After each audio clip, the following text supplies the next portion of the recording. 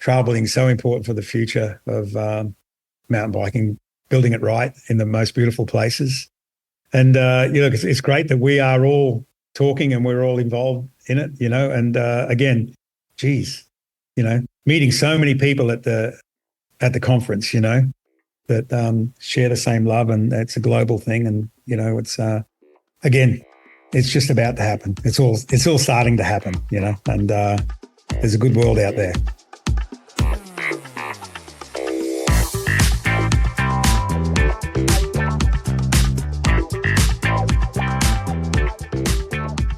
Welcome to Trail Effect. I am your host, Josh Blum.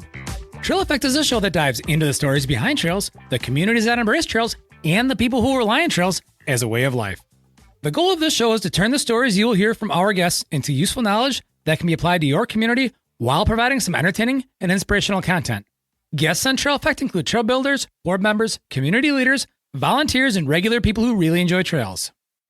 For episode 175, we have Glen Jacobs, back for round 2 on Trail Effect. Glen first appeared in episode 125. If you haven't listened to the first conversation with Glen, I highly recommend it, as episode 125 will provide some great context for this conversation. Glen is easily one of the most prolific visionaries in trail building. Glen co-founded WorldTrail with Dylan Jeffries 20 years ago. They have since gone on to plan, design, and build some of the best mountain bike destinations on the planet.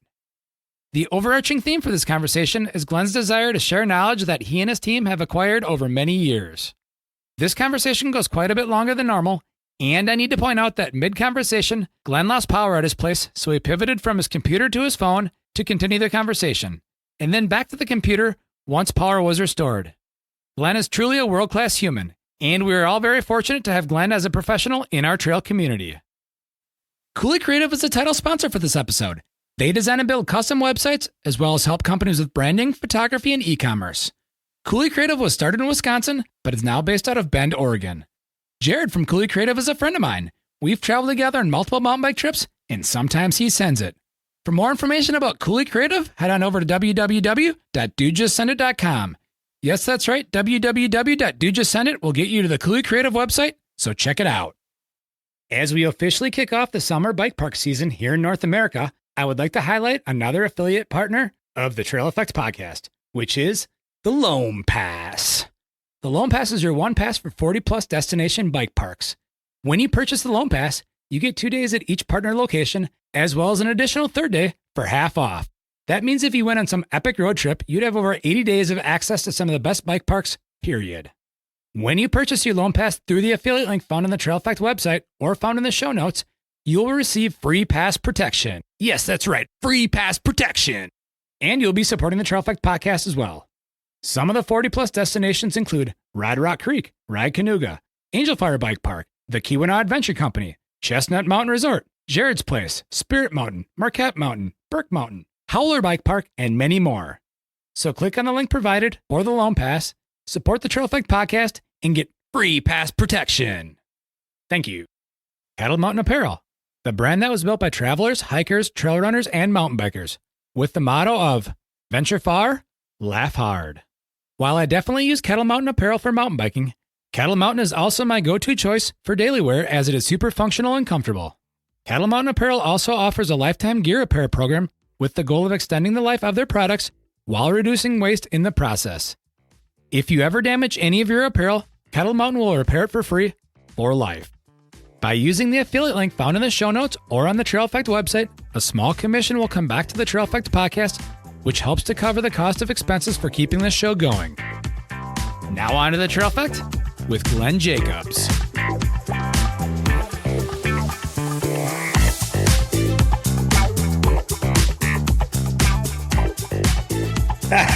Yeah, just testing out the. I've got a Rode microphone here, and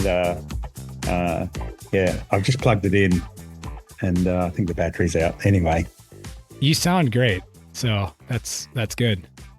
Have you been taking tips from your nephew? Yeah. He does that well, actually. His studios are really cool, and he's you walk in there and they're really well set up, and I suppose you've got to have that audio spot on, hey? Yeah, his audio, I mean, he's doing it for a profession. I'm doing this as a side project, right? Yeah. I just listened to his latest, or I don't know if it was his latest interview, but it was an interview with Davey Coombs, and AMA and Supercross and motocross and all the stuff going on there. It's interesting to hear the backstory of how those two entities merged. Yeah, it's pretty crazy. I actually haven't listened to that one yet, but I will take a listen as soon as I can. So how are you doing? How's your travels? You like put the world on world trails with all your travels. Yeah, it's shocking, eh? But it is. I mean, that's what it is. Australia's pretty big, just like the US. She's a big chunk of land, so doing a bit of travel there, and then other parts too. Had a good holiday. Actually, it was a 2-week holiday the other day to the centre of Australia, which is sort of an iconic thing for Australians to get out to the Red Centre. And actually, the Think Desert Race, we used to go out there, when I was very young. And hadn't been there for a long time. So we drove out. It's like a 2-day drive out and a 2-day drive back.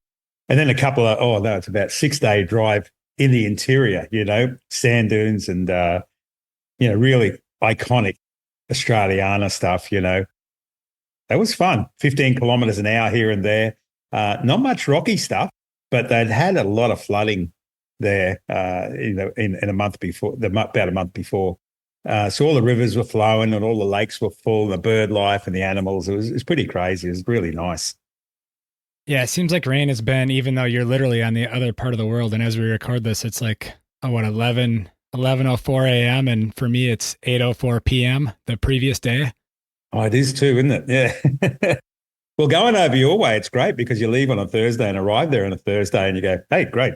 But on the way back, it's like, oh, no, I've lost a day. Yeah, literally. You got to be careful with planning. But as I said, it's not that far to come to Australia or Australia to the US. The best way to look at it is it's probably 2 bottles of wine. You drink 1 bottle in the plane, when you get in, and you open up 1 bottle and then you have a sleep and they open up the next bottle, then you're there. So it's like a time sort of portal, That's a really good way of looking at it. You were just in Japan too, correct? Yeah, just got back a couple of days ago. That was great. Hadn't been there in about 20 years. Back in the day, was it Mount Arai, the World Cups there, designing the 4-cross, and they were pretty big and a really enthusiastic crew there on the mountain. And I remember we a little bit lost in translation. I asked for 2 large sort of like excavators and, those just big dump trucks and everything, and I ended up with 20. So they're a little bit turned up there and all these machines were sitting there. I think, oh, hang on, we got that wrong. But anyway, it worked really well. We moved a lot of soil and it was one of the greatest 4-cross tracks we'd ever built. But I hadn't been back since then. So it was a good solid week with Yamaha. I was invited over by Yamaha to look at some terrain and some destination options, I used to race Yamaha back in the day. So it was sort of like a really cool thing to go, to the main office and meet a lot of people.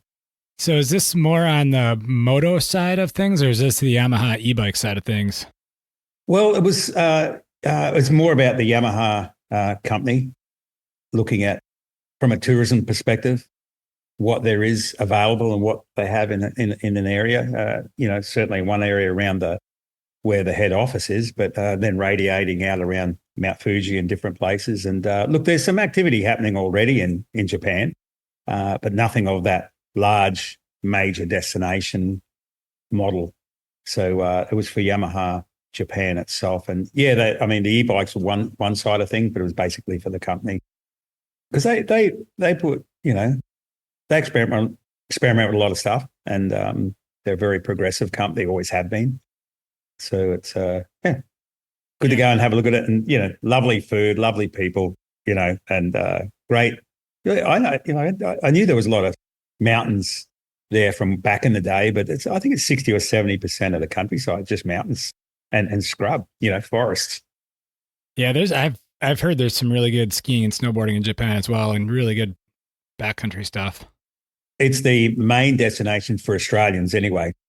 Really? And Southeast Asia, to go there in the winter, because the snow is just apparently like no other. So Here, I would have thought that Georgia was the main destination after this last PTBA conference.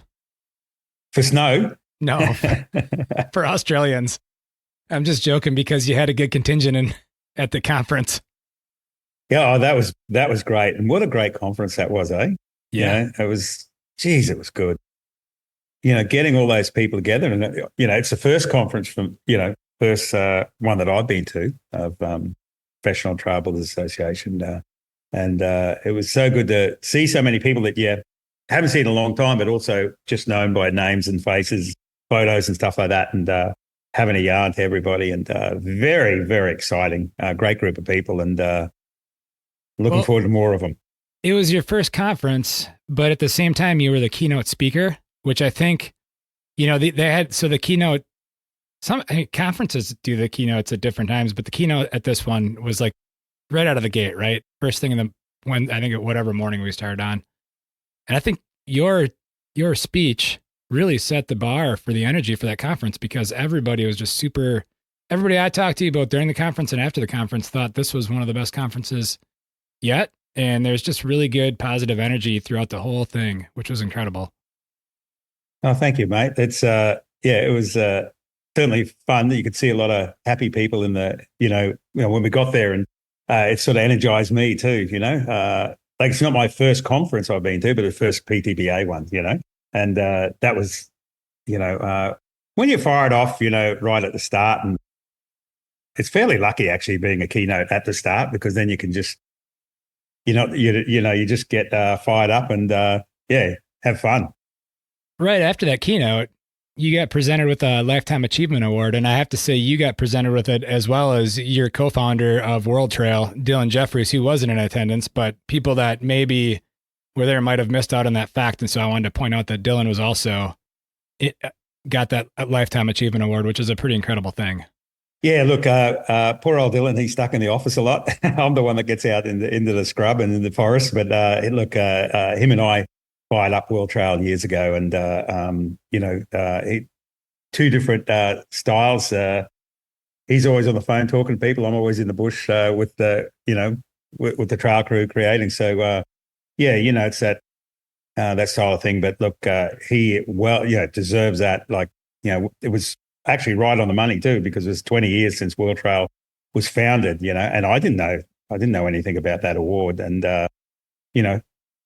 talked for about an hour, and then I was presented with that, and I didn't know what to say. I just thought, geez, this is a shock, and I still get goosebumps thinking about it now. And I'm blown away, and Dylan was blown away too. It's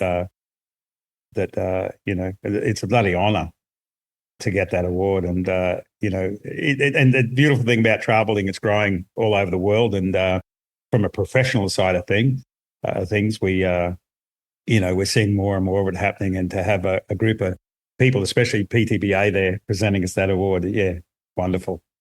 What were some key takeaways from that as a 3-day conference that really stick out in your brain?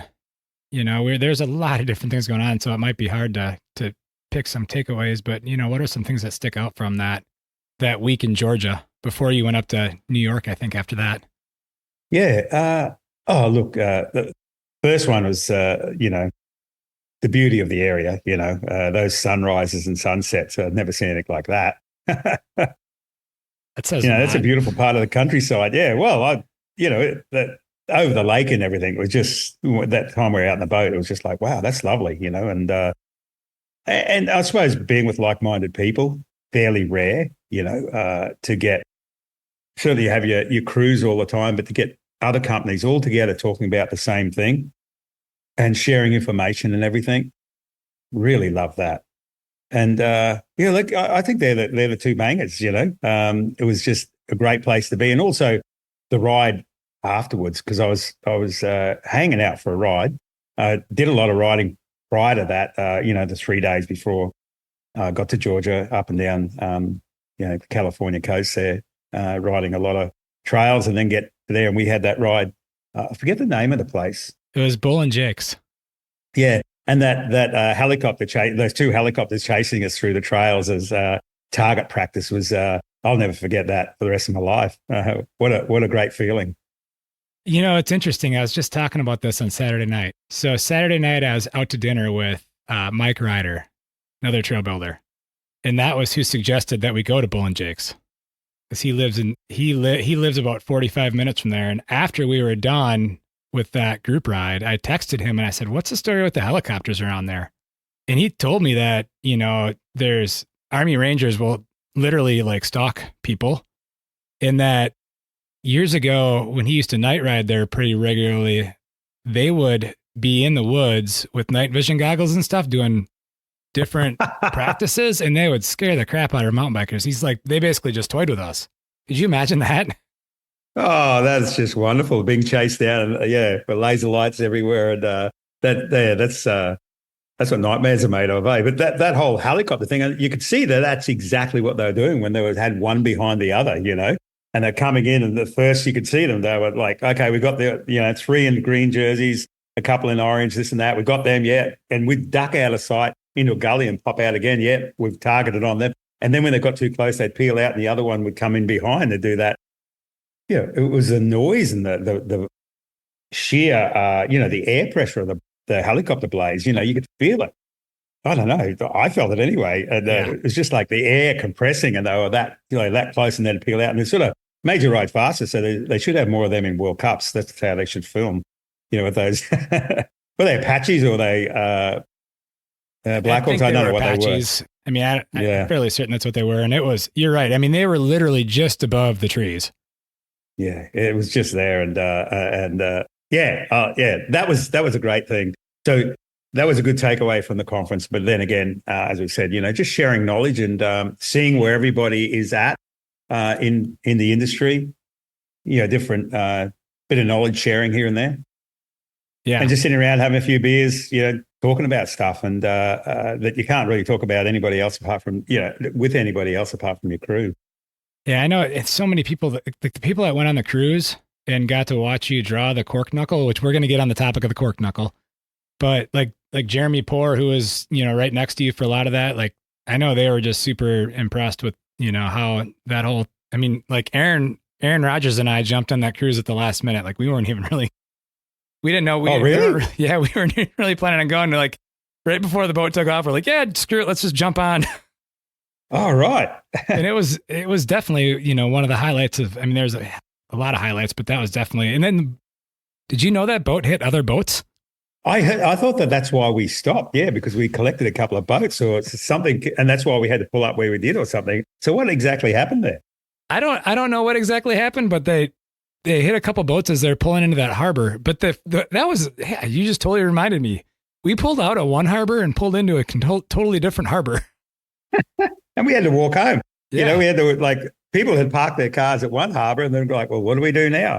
And I know a few people were trying to get Ubers or trying to get, it just didn't happen, and they're walking along, people staggering along at 11, 12 o'clock at night. Well, could you imagine if that would have been like a real booze cruise? Like people would have been totally screwed. That's true. I mean, they ran out of beer on that boat, so it could have been one, but they clearly underestimated how much trail builders would be drinking. But how beautiful. Like it was just, and good to see, people I hadn't seen in years and years. And Mike Ritter, Yeah. Him and I were at a conference in, we both remembered exactly the same thing, the conference in Switzerland.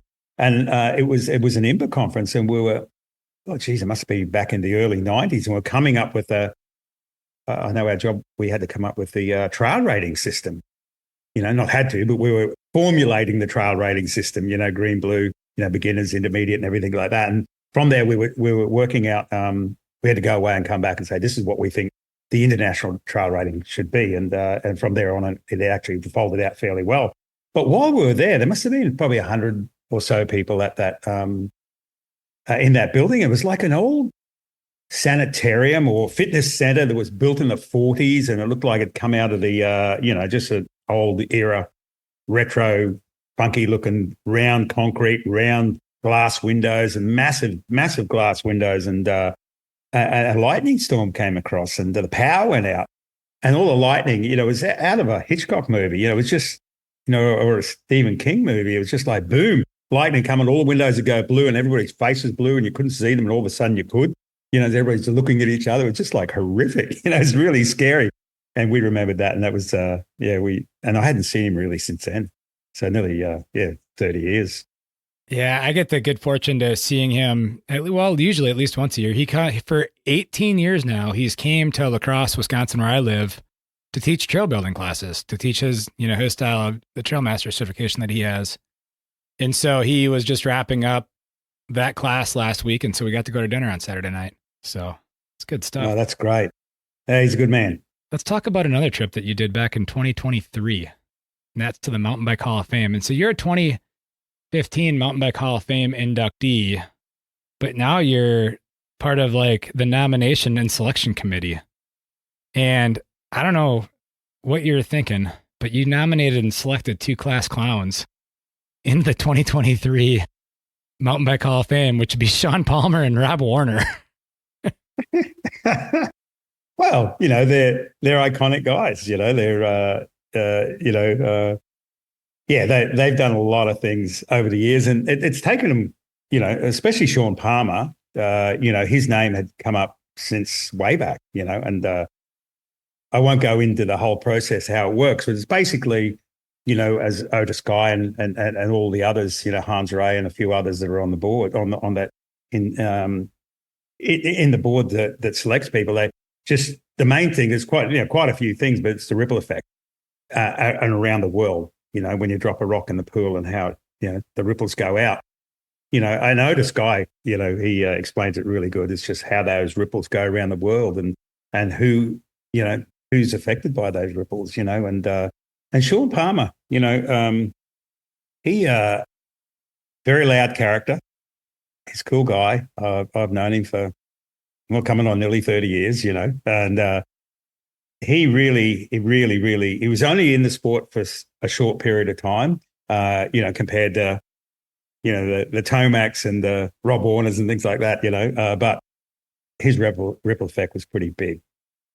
He changed the sport. I know back in the early 90s, everybody's wearing Lycra, and that's fine, but he just brought in a different style, and he backed it up, and he backed it up here. And I'm in Cairns right now in the World Championships in 1996. He got second, but by 0.03 of a second, and behind Nicolas Voulier, who was legendary. I mean, he won everything in the world ever since he was a junior, and he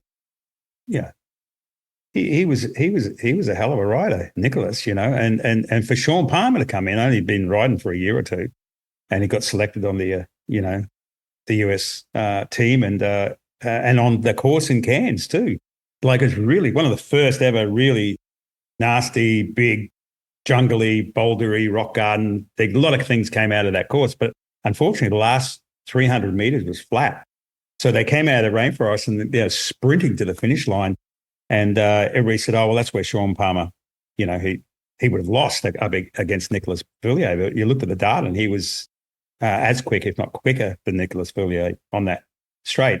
He told us somewhere up in the corners, up in one berm, he made a slip and he knew exactly where it was. That's where I lost it, And for a person just to come out of nowhere, snowboarding and motocross and stuff like that, to do that, and he just changed the whole world. How people. It's that whole emotional attachment thing, how they felt, how they, because a lot of mountain bikers came from road cycling, but then a lot came from BMX and motocross. And that's sort of where it was swelling more, the jumps were getting bigger, things were getting more sort of funky, where before that, the downhills were down dirt roads and stuff like that. It was sort of a little bit more, a little bit sort of road riding orientated. So that was a big thing. And then Rob Warner, well, bit of a superstar, that guy, not just because he'd been on a microphone, he's a character that he raced and he backed it up too. And, but he'd been around for a long time, 30 years too. So, yeah. And you put those two wise choices back in their heyday, the late 90s. That was a party. Oh, bad. Yeah. You keep right away from them, I can tell you. Yeah, and so it was really good. Rob couldn't make it to the ceremony, but Sean did, and it was so good to see him. Yeah, he's doing well. Yeah, well, I can tell you firsthand that Sean Palmer. I mean, I started mountain biking back in the early '90s, 91, 92 timeframe, and when Sean Palmer came on the scene, it was about when I was thinking that downhilling was really cool. And at that time I had a mountain cycle, if you remember that brand. Yeah, I do. And I was going to, traveling as a teenager to as many Northern Nationals as I could get myself to. And I was also a ski racer at the time. And it was because of him that I started snowboarding with the goal. All I cared about was I wanted to race border cross. I could care less about any other part of snowboarding. I just wanted to race border cross, and it was the way he approached life, his mental outlook, because that's the advantage he had over everybody. Is he played mind games with people, and that's, I think that was his strongest asset was the ability to really just be mentally stronger than everybody in whatever it is, motocross, supercross, snowboarding. I mean, he won a ski across gold medal at X Games, tried to get into the snowmobile side of things, for, snowcross, and then went on, to almost make the Olympics and as an older athlete after his mountain bike career. I mean, the guy, and I don't know if you've seen it, but I'm going to say the last week or less, he all of a sudden popped up on Instagram doing stories of the most historic snowboards that he's got, which has been awesome to hear him talk about these snowboards. I have seen that, and that's great. And he's putting all that out there, and people love it. I don't think he realizes how many fans he's got. He's look. We rode after the ceremony, before and after, a big group of us, and oh my God, he's still got it. He knows how to get around on a bike. So, and that's a good thing about your period of racing is just there with a lot of people, but you can stretch it out to whatever age, I think, and generations to come, you'll get people doing exactly what they're doing when they're 20. They're going to be doing it when they're 80, and then into their 90s. And that's a beautiful thing about what mountain biking is anyway. It allows you to do that. It totally is. So one of the other things that happens in California is Specialized is out of California, right? And you're a Specialized ambassador. And I wanted to talk to you a little bit about soil searching. And the reason why is because I think Specialized, but more so than any other company, they might not be putting as much money as other companies are into trails, and it doesn't really matter. But the way they've approached soil searching and the way they've branded it is unlike any other company. Like, I was just watching the new release of, what is it, the 15th generation of the stump jumper today. Oh yeah. That they just released. And you watch the video, and there's a soil searching water bottle in the frame when they're doing video. There's soil searching hats and t-shirts on their engineers.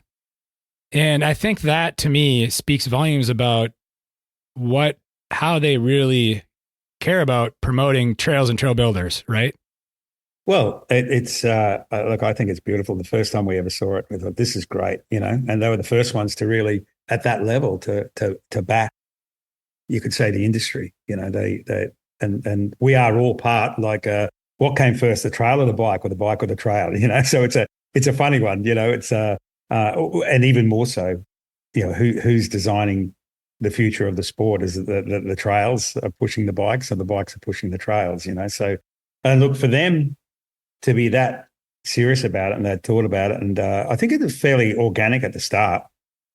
Fairly here's all these people doing things, and it was like showcasing people who are building trails, volunteers, and clubs and people doing stuff like that. But they're really onto it and embracing it. And look, we've been involved with them for many, many, many years, and the whole soil searching thing is just amazing. And the clips they put together, and how they come into a town, like even just locally here in Cairns, and it happens all over the world. But you've just got everybody comes along, the local clubs, club members, and hang out, and you're learning something, learning how to look after a drain, not so much as in building trails. It's more about maintaining them, and if you are there to build some shapes, make sure you do it right. And that's why you get the key people involved, and you'll get 50, 100, 150 people at these days, and there's a barbecue going along, and a big cook up afterwards, and everybody's hanging out, and all their tools are dirty, everybody's dirty, and they've done some great work to their own trails. And, it's caught on like wildfire around the world. And hats off to them, mate. Really good process.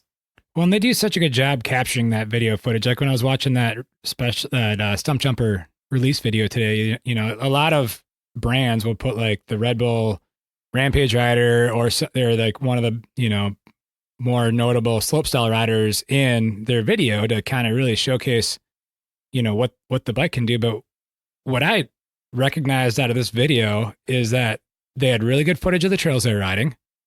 And most of the riders were either test riders or engineers, and they made it look really good. So it didn't need to be that, superstar rider to have a really compelling story, right? It's the whole family thing, We are, as mountain bikers, a sort of family. I remember back in the early days, you'd see a mountain biker riding on the road. You go, who the hell's that? Where are they going? What are they doing? And you end up having yarn. And it's sort of kept that sort of emotional attachment throughout the decades, and Specialized has sort of grabbed hold of that too. And again, organic. Was no big monster plan to make it what it is now, but it's grown into something that people can really resonate with. Yeah, and it was interesting. The engineers were talking about how they really enjoy seeing people get on the bikes and how they can make trails more fun through the bikes. And I'm watching this going, trail builder designer, they're looking at the same thing. They're like, how can we make the trails more fun for people on bikes? In that almost unintentional collaboration, it's magic. Isn't it wonderful? But, and pull me up if I mentioned this last time we had a talk, but, I've got a downhill like timing book here that we had in 1990.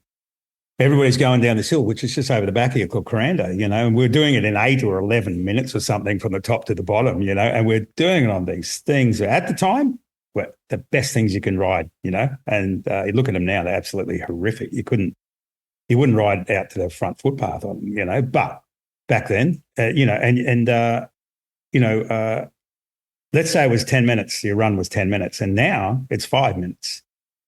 Now, I don't know any activity or sport in the world where, for even me to be 30 years older and be 30% quicker, or, even, what I mean? It's and it's all got to do with the bike. There would be no mountain biking at all if they stayed on those bikes. Progression is a really, if bikes never evolved, they stayed like that, and I'm sure darts evolved, I know surfboards evolved, snowboards, everything evolves. But with, there's progression there, but with the mountain bikes, they've, the latest models now, and that bike there too, what you can achieve on it is just crazy. You can ride those type of bikes now on like the downhill track up here. It's like an enduro track now. You can get one of those stumpies and just ride it down that downhill track from 30 years ago. And have a lot of fun and be very competent, progress and get better and all that type of stuff. But back then, you wouldn't do that on a bike. You had like an inch and a half of suspension or something like that, So it's a good time to be alive. And it's only going to get better. I know trail access is going to get better. Trails are going to get better. Bikes are going to get better. People are going to get better. It's a good future. Let's talk about trail evolution. We'll go into the Quark knuckle topic because we briefly touched on it ever so slightly the last time we talked. And just to kind of put this into context. So you were on episode 125 initially. And this episode, when it comes out, is going to be 175. So 50 episodes ago, we talked about this. And the Quark knuckle was a big topic of conversation at the PTBA conference through all the days. It's a big topic that's came up ever since then too, because I reached out to two people that live on opposite sides of the United States that I don't think know each other. And I said, hey, Glen is coming on the Trail EAffect podcast again. We're going to have another conversation. Is there a topic or something I should bring up that, you two, would like to hear? And that was Vernon Huffman. So I sent Vernon Huffman a message, from California. And I sent Jeremy Poor, who was from North Carolina, who was standing next to you during the Quark knuckle drawing on the boat. I don't think those two know each other, but they both came back with have him talk about Quark knuckles. That's great to hear. And we talked about you coming out here and talking about Quark knuckles too. So clearly it's a topic that a lot of people want to know about. And so I guess initially let's get back to the origin of like why it's named what it is and how it came to be in your feature catalog, I guess you could say. Sure. Look, it's great to hear that. And look, I think it's something that had to happen in trail building. For too many years, people put an obstacle on a track and it was just a sharp BMX type, one line, one hit, jump. And then the progression came in and said, well, why not just duck one back a little bit so it's a little bit smaller and that one's bigger and you jump it, but still it's an obstacle like that. And they're great obstacles for freestyle, for crankworks, for BMX and everything like that. That's fine. That's the type of obstacles you have. But for mountain bike trails, they're not. They're not sustainable. They're not progressive. But that's not the reason why it was developed. We were looking at, the first time I even felt something needed to change was we were riding a trail in St. Helens. So it wasn't that long ago, about 8 years ago or 7 years ago. There's a bunch of us riding, there's about 8 of us, and we're all at different skill levels, And we'd gone over towards the end of this trail. There was quite a large double and with a gap in between it. So you actually had to jump it. And if you couldn't jump it, you have to get off and walk across and, start again. And that type of obstacle was, you'd see that everywhere on trails. I thought there and then, does it have to be like that? You don't want to dumb anything down, still have that dynamics of having a really big jump and a big gap and everything like that. But for other people that want to do that, but there's no way of learning to get there, what can we do? And again, we're all mates and you want to roll into the bottom together, and if there was a dozen of them down the track, there wasn't, but in some cases there are, dozens of them. Your friends would be sitting down the bottom waiting for 20 minutes for you to come down, and I'm not just speaking for myself, I'm talking about a lot of people that want to learn and enjoy and ride together with friends, So that's where the Quark knuckle was born, not the name, but the obstacle. And we all sat down and had a yarn, Max Connor, Reese Atkinson, we talked about the dynamics of that. And we were building a trail in Derby called Airgarn. And the thing was, the one main protocol was can we have a trail where you can ride the whole trail with your tires on the ground? And can you have the same trail with your tires in the air? And the obstacle, we sort of knew what it would look like, but it sort of, grew from there. And it was not so much about the obstacle as the formula, that formula of tires on the ground or tires in the air or anything in between. And off we went. And Max Connor was building that one of our main trail building guys, and he delivered something really cool. And the other guys, Reese, another guy, Ryan, had done obstacles like that, but he was the first one that went down the whole hill. And that's the most popular trail in Australia at the moment.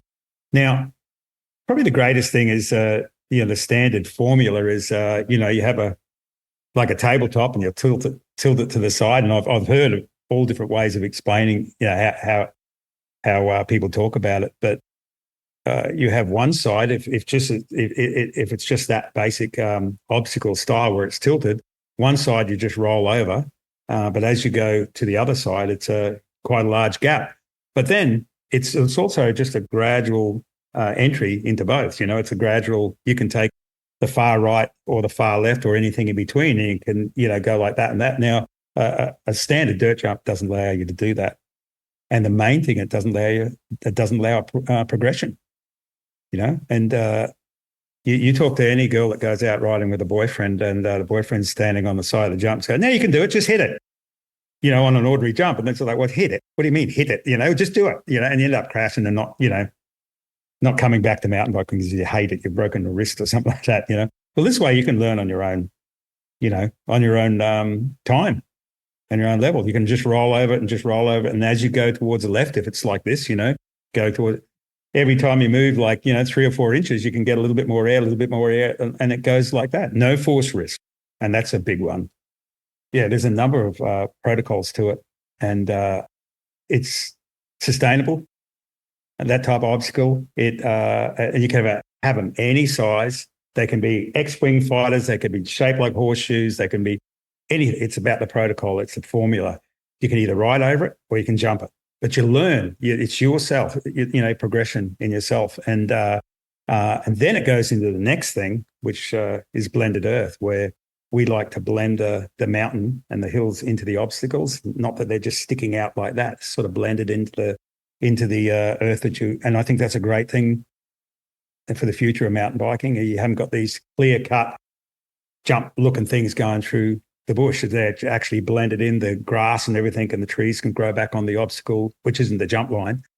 But again, what I mentioned before, the main thing is we're not dumbing the trail down at all. If not, it's sort of the other end of it, where actually, you can actually make the jump bigger than you were going to make it, because that's over here, and it's not isolated by itself. It's just blended into the rest of the obstacle. Have you noticed anything when it comes to maintenance on something like that versus regular dirt jumps that you were talking about, that it has a lot more sharp edges and harder sculpting to it? Yeah. The harder, the sharper the obstacle, be it whatever it is, the more impact you're going to get. And even reverse grades, you see some people building reverse grades are a little bit more like water bars. They're short and sharp. Even on dirt roads, for forestry and stuff like that, they'll put a water bar in. And originally that's a great concept, because it's a water bar. We call them water bars. What do you call them? We call them water bars too. It's a universal thing. There's a number of things, but water bar. So great. You're stopping the water going down the road and stop it from keep on going down the road if it was on a dirt road and the water hits it and goes off to your right. But nobody ever thought about the impact of the tires of the trucks and the vehicles going over them, And they'd be along a big, long, flat road, and you put a water bar in and keep on going. So what the road needs, you've got to actually put some energy into your build, especially like that for a road. You actually need to carve the road in, slide arc, and then lift up. You don't have to go any bigger. You just lift the same height as what the water bar was going to be, but 20 meters long, up and then over and everything like that. And then there's no impact from vehicles or anything. Now, if you transfer that to mountain biking, it's exactly the same thing. If you carve in and slowly lift and drop down and slowly lift, you don't feel anything sharp. And, if it was a water bar, it can kick you if you weren't aware of it, and it would wear down. So the more relaxed anything is, the less maintenance you're going to have. I'm sure you've seen this too, but isn't it interesting that when you think of traditional jumps, the smaller ones are usually the most dangerous? Yeah. You'd think like they wouldn't be because of their size, but they're the ones you just said, when you're talking about water bars, how they can kick you. Like some of the smallest jumps do the same thing. Like they're not even long enough to get your bike on the whole thing. And we still see that happening today. And it's interesting how bikes have gotten longer, and now trails are starting to adapt and features are starting to adapt.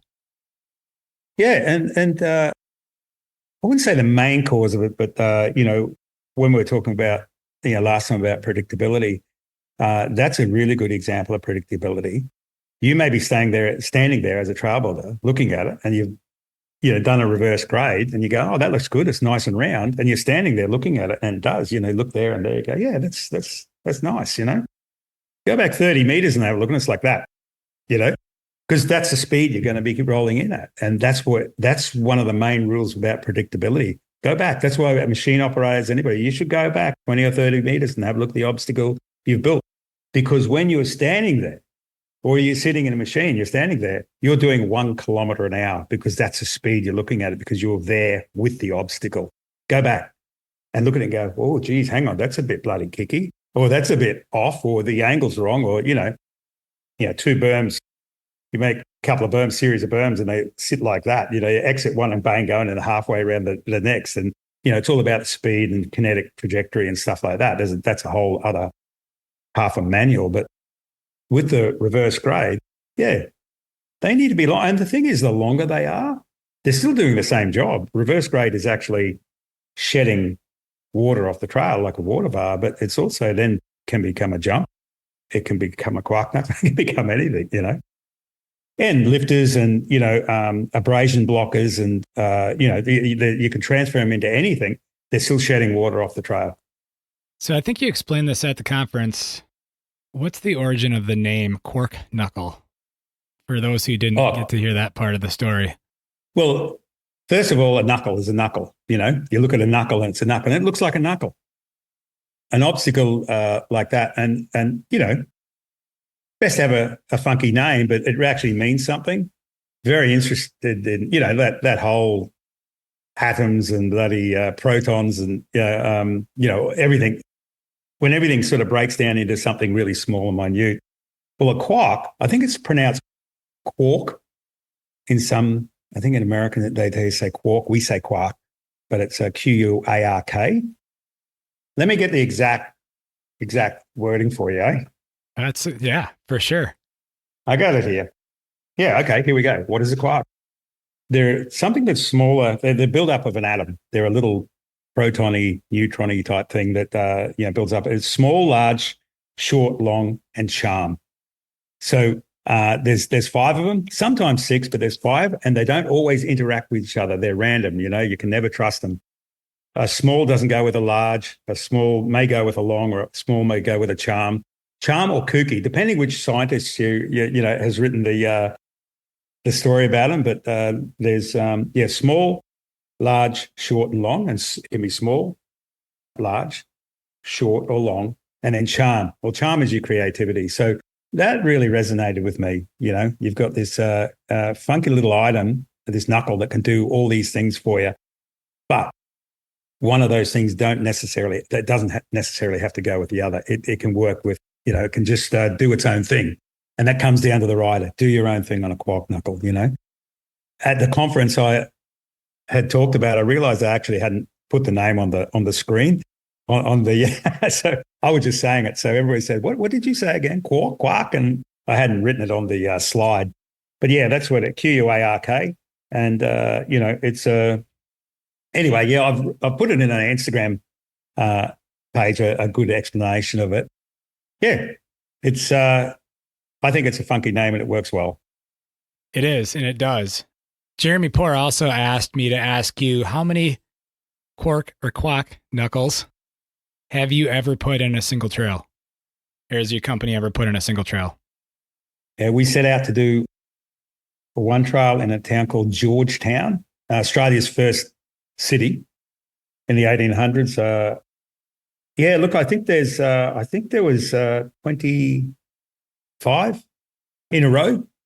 So, any obstacle that we build is usually a quark knuckle, but a variation. You won't find anything standardized. It's all tilted. It's all angled. It's blended earth. It's tilted like that. Nothing straight, unless it's for a specific deliverable, but usually, a couple of dozen. I think You're Going has got quite a few. Yeah, every trail we put, that's what we do. It's not this big thing where it's a standalone obstacle. It's just part of the trail. And that formula we just put into the trail. Yeah. Oh, actually, can I say something? That one in Georgetown. For sure. And there's 12 or I think there's 12 or 13 different shapes. That's what I said. There's X-wing fighter ones. There's, horseshoes. There's ones that are like, one wedge with 3 other wedges. But they deliver the same formula where you can roll through them or roll this way. You can roll with your tires on the ground or be as creative as hell. And that's the thing. As bikes are getting better, people are gradually progressing more, they're getting more skilled. It's not just like, oh, you have to jump to here.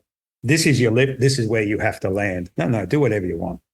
Do whatever you want. Be as gentle or be as aggressive as you want. It's designed for that, Well, and I think that's the biggest takeaway is that it's not just one shape, right? And some people, they may, they'd see the drawing that you drew on the boat and think and actually I was thinking that it's kind of just a V that is a roller where the V comes together, but then as it goes further apart, the gap just gets bigger and you can, roll it. And as you've been saying, hit it at all different angles. But when you talk about it the way you're talking about it now, it's all sorts of different shapes. Yeah. And look, we should have a we should have a bit of a challenge and get people that come. What's your Quark knuckle design? Because again, once you have the formula, once you understand the formula, you can design any shape. And again, we've got dozens of them. That's a beautiful thing. That drawing was the most simple way I could relay what a Quark knuckle. Yeah, the most simple version of it. Yeah. Blue Derby. Yeah. We didn't talk about Blue Derby a ton in the last show, but why is it so popular? Like what about Blue Derby makes it as good as it is? Because, you know, obviously it's one of the most world famous destinations, period. I think for a number of reasons. At the conference, I talked about destinations, how they work, the 6 boxes you have to tick. Derby was one of the first projects and clients, one of the first projects that actually embraced those whole 6 points, And to be honest, when I first saw it, I wasn't a big fan. Jerry McHugh, our general manager, him and a couple other guys went and saw it before I did. They went and, we go out and evaluate, a bunch of townships around the place, and I know that I didn't even go on this trip to Tasmania, Jared and his team went. And I remember getting a call back saying, he's going, this is actually pretty good, So, what's it got? And he read out all the points to it. And they go, oh, sounds all right. And then when I first got there, I thought, oh, hang on, it's a bit not much going on here, But over time, like anything, if those 6 boxes get ticked and they're in it grows, And look, it's a beautiful little town, and that's why when you do look at these places, you've got to have it sort of some open eyes and sort of open mind. You go, well, hang on, there's a township, there's the hills, there's the lakes, there's the waterfalls, there's the type of rock we've got, here's the type of soil, and the soil actually changed quite a bit. But the stuff close to town is hero soil. But look, I have to take my hat off to my team, Trail Builders. They're really, really skilled and they're very creative, And when they saw that mountain, gone, okay, I think we can do this here and that there, but still keeping with the protocol with, beginner, intermediate, and the whole range of elite riders and something for everybody and what type of products we're going to put in there. And our client was amazing, a bloke called Tim Watson, totally amazing. He just said, yep, everything. Yep, we're going to do this. Yep, we'll do that. Even though there was a plan in place first, there was a design for that part of Tasmania way before we got there, but it didn't really embrace townships. It was sort of in remote areas, and that's why you probably know I'm sort of against that a little bit, I like to have services close to a trailhead because it creates not only opportunities for riders, but opportunities for businesses and people to grow and start their lives or change their lives, come from a city to say, oh, this is where I want to live in this area, So we looked at everything and we started putting everything in and, as I said, the client was really progressive and it was a small little, dairy farm sort of community and, they were looking at that, but they were progressive that, everybody, anyway, it was a perfect storm. The right mountains, the right trails and we just kept on adding and getting better and better in this area. And we'd built a bunch of destinations, but as I said, this was the first place that said yes to everything. And that's where we learned, you've got to actually tick every one of those boxes for it to work. It's like designing a car and forgetting to put the wheels on or opting not to put the wheels on the car, but you've done everything, beautiful seats, engine, windscreen, everything's nice, but it's not going to have wheels. I thought, well, how's it going to work, So Derby's got this beautiful terrain, these huge ferns, the volcanic sort of soil, red, and, you can ride it in the rain. And there was this beautiful little lake there that it was an old open cut mine 100 years ago. I think it was the richest tin mine or whatever they call it, the type of tin in the world. And it was a big town. It's only 140 people there when we got there and everything. The whole place really died down after the dam burst and took out half the town and half the people. that was it. In 1927, 1928, the whole town died, and then over the years, that old open cut mine filled up with water, and it's beautiful, crisp, clean, blue water, and all the trees grew around it. And there was people in that town hadn't even been to that lake, and it was only 200 meters away because there's a river between the town and that lake. Later on, we proposed to put a bridge in. Again, the client said, that's a great idea, and then we went from there and put a little suspension bridge across and put a trail around that lake. And more and more, there's, a plethora of things we did. It just got better and better, and people came. And it's not the closest of places in Australia. Tasmania is an island, which is an island state. So it's a bit hard to go. You fly there, but you can't just drive there. You can get a vehicle across on a boat. So, and it's an hour and a half from the airport, which is the perfect sweet spot for a destination, but a long way away. But it proves a few things. If it's good, you'll go there. If there's you snowboard and you ski, and if the snow's really, like, you'll go there, won't you? If it's a beautiful place to ski or snowboard, and it's if you've got the best surf break in the world and it's in Indonesia, you'll go there. And that's what happened. So I'm really proud of my team. Right at the start, Jared McHugh, and going to, okay, this is the place to do it. It's great. And then we kept on growing from there, and we set up business down there. Dylan came down, and we all spent time in that town and sort of absorbed everything. And now we're 10 years on. Geez, it's we've got 137 kilometers of trail there at the moment. A lot of dirt roads, but these are trails, single track trails, and the main protocol is in place, something for everybody. Bunch of green trails, intermediate, pro trails, and then we've also got wilderness trails, adventure trails, airflow, gravity, and it hasn't got a downhill. There's no downhills. You can't shuttle up to a downhill because the road that was planned to be put in by the forestry never happened, and it just goes to show, well, it works pretty good without a downhill. There's a lot of gravity products there, but you couldn't hold a downhill race there at the moment. But they can host a EWS or whatever, the EDR, I think it is now. Yeah, and all good too. And the amount of investment, people moving to the town and setting up, there was the ones where you buy the old houses and do them up. And now there's people putting some amazing, architectural outfits there, beautiful buildings, but everything to do with mountain biking. So I know I rambled on a bit, but I'll tell you one more thing that really, really bugged me probably 20 years ago. Went to a ski resort to go mountain biking, and the accommodation we had was nice. It was at a ski resort, and it was in the summer. But when I opened the door to go into my accommodation, I looked around the walls, and there's all these skiing posters everywhere, and even old retro ones of, Chamonix and this and that, and it was all funky posters, but it was all skiing. And not that I didn't feel welcome, but I thought, wouldn't it be good one day if you could walk into a town and walk into a village and walk into your accommodation, there's mountain bike posters everywhere, and the people that you saw at a bar or was making a sandwich or at the restaurant were all mountain bikers. People that the cooks and the chefs and the shuttle drivers and everybody were mountain bikers, and that's what I think really happened with Derby.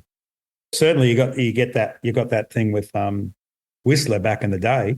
You go, Whistler was like everybody, and that was the greatest thing. The reason why Whistler works so well is they just put a bunch of trails in, and a lot of great ones, and where Derby is this bunch of trails and great ones, but it wasn't gravity, it was sort of everything else. I listen to you explain Blue Derby, and I think to myself, so as you know, the company I work for, Rock Solid, well, you may or may not know this part. Yeah, I do, yeah. We started in Copper Harbor, Michigan, which is like, I'm going to say, there's so many parallels that are drawn between the story that you just said and Copper Harbor, because Copper Harbor is named Copper Harbor because of the copper mining in that region. Yeah. And in the 1800s and late 1800s, early 1900s, and right now it's a town of maybe 90 people, right? And it's the airport. I guess it's a small airport, but it's an airport. The closest airport is an hour away. And one of the things that they don't currently have, but we're working on changing, is that they don't have a huge amount of green trails, partially because of the landscape. It's rough, rugged, old volcanic landscape. Hmm. But there's a lot of opportunity for it. And so that's one of the things we're actively working on changing with the new planning process that we're working on. And I think of what all the things that you just talked about with Blue Derby is so similar to Copper Harbor and actually a lot of other, what we would consider mountain bike destinations, and how it was at one point there was a large industry and it went bust. The town dried up and now we're in this, renaissance of recreation that is helping to bring it back. Oh, I know what I was going to ask you. So what's the size of Blue Derby now? Do you know it roughly, or like how much the population has changed? Oh, look, it's probably about 150, 180, it stayed around the same. A lot of that 140 originally were people that lived there. And, it was low socioeconomic. They sold their places and moved on. They certainly weren't forced out. It was just, about 100, I think 100, maybe 200, Have they had to build up a bunch of lodging accommodations to help, boost that, we're going to say travel, tourism economy? Mm. Oh, 600. Look, there's thousands that go there. So there's accommodation for a lot of people. But a beautiful thing about building trails is that, yes, there's two ways you can do it. You build a bunch of trails and then open them when they're open, when you get to like 100 kilometers of trail, or you open them incrementally at 20 kilometers at a time. So, when we got to Derby the first, there wasn't anywhere to stay. There was one place you could stay, and it was a lovely little place called Cascade Cottages. But you probably, 6 people could stay there, or 8 people. They're beautiful, but that's it, full stop. So while we were building the first X amount of kilometers, somebody said, "Oh, that's an idea. I might do an Airbnb here," and incrementally. It grew, the accommodation grew, and then somebody opened a cafe, and then it grew from there. You didn't just drop all these trails on people and said, okay, there's nowhere to stay. So that rise, the rise of the trails side by side was the rise of the accommodation and everything like that. So you get thousands of people there now. There's room for everybody, the thing about what you just said about green, you usually find overall beginner riders don't travel. A long way. Of course they travel a bit, but you don't get a bunch of green riders never ridden before sort of going, okay, let's go to this destination. But the breakdown is still relatively the same and has been for quite some time. I reckon nearly 15 years, the same block. It's 15% green riders, 70% blue, and 15% black. And that is the sweet spot. It may just blend a little bit here and there. You may get a little bit more green. You may get a little bit more black and stuff like that. But you've got to really look at it that way because the intermediate is your big chunk.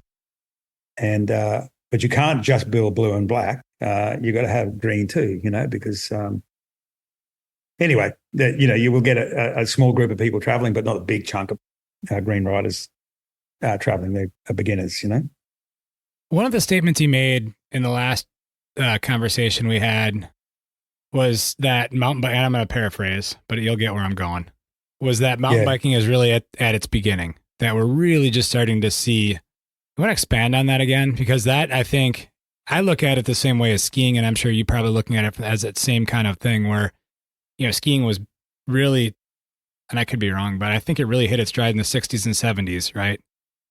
Mm. But it had been around for much longer than that. Yeah, look, it's like anything. You haven't got a place to ride, you're not going to do it, and I experienced that in Japan. There's 136 million people in Japan. There's not many places to ride, because there aren't any trails to ride, it's, and there will be, but it's, if you don't have a football field, you don't have, like, say, squash court back in the 80s, you'd have squash courts in every town, and but if you didn't have any squash, that's right, but with squat, but if you didn't have that, well, nobody would do it, if you didn't have a swimming pool, but if you don't have the products, people won't do it really. And we grew up not having trails. We would ride some old hiking trails. We'd go on some old logging tracks here and there and stuff like that. So. But now, we're only talking about this yesterday, there's this whole generation who've got into mountain biking that there's always been mountain bike trails, sort of like You go somewhere, you get in the car, you go in a plane, go mountain biking. Well, it never was like that, So now that's just one small part of it. The big one is there's not that many mountain bike destinations in Australia, that's for sure. In Australia, there's not that many mountain bike destinations near a large group of people, near the big cities. They're always in a smaller area away, and that's great because it's seen as a regional development, stuff like that, and it is working. But we are just, firing up a trail network in a place called Warburton, it's in Melbourne. It's only about an hour outside Melbourne, and Melbourne's got 5 to 6 million people. I know in US terms, that's not a big city, but in Australia, it's a big city.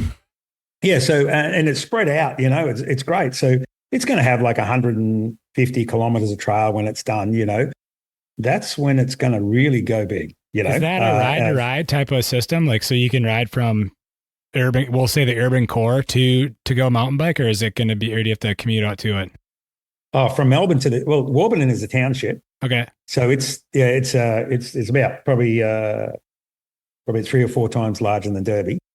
So it's a township in a valley in the mountains, and down on its luck, a little bit bohemian, quite funky and nice, artistic and foresty, and it's really nice. But you're going to have that 150 kilometers of trails there, and the whole thing is, every trail destination, you should not touch your car. You should not be putting your bike on a car to go riding. Ski resorts don't work like that. No, they don't. Can you imagine if they had to? You can't. Oh, crazy. Well, it did. The ski industry went through what we're going through now. They went through this 80 years ago. And I'm not saying that trails should be at ski resorts. It's just that model, and there's thousands and thousands of little towns that are down on their luck and that sit at the bottom of a mountain somewhere, and they would just perfectly just go pop, pop. Once you put a bunch of trails, bang, people want to go there. And so back to the point about where are we? I think we're just starting because there's more and more projects like what we're delivering in Melbourne. Once you have those, and the lucky towns are the ones that's got some forest beside the cities, that's where it's going to work really well. The unlucky ones are the big cities that have got nothing, then you have to look at an urban model, but basically this one in Warburton, there'll be people riding bikes that don't know they ride bikes yet, and they will be riding bikes, and there'll be a whole larger group of people, different styles of people that will fall in love with bikes. And it'll just, once you're close to a city, a setting like that, it'll just multiply. Because mountain biking is the first activity, sport in the world where the whole family can do it. Draws people away from the house, gets you out in the forest, and gets you riding. And not that the whole family will always ride together, you split off into your groups and everything, but it is you can ride from 2 years old to 92 years old, and you've got clusters, you've got groups of people all in those age groups, and don't have to be a style of rider. You can do anything you like on a mountain bike. You can buy a mountain bike and just ride to work and back if you want, but then go on a trail every 3 or 4 weeks.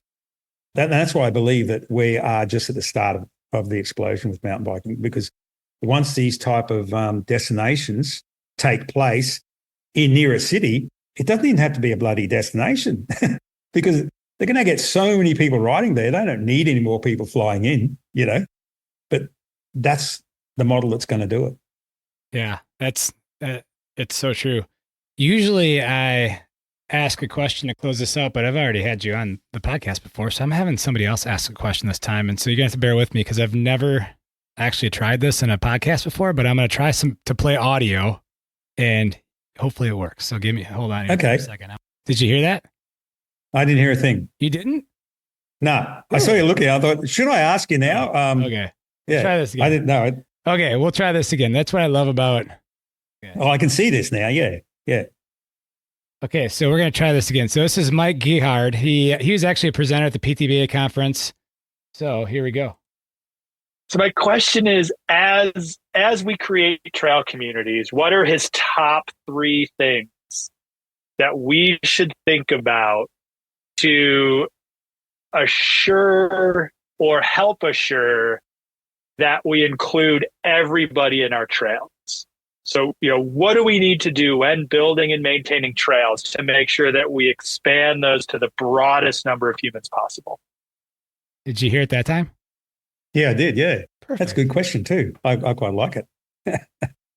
Yeah. Look, really, really good question, because there's probably a couple of layers to that, if you don't mind. Oh, for sure. First thing is our trail rating system, and not just from a rating as in,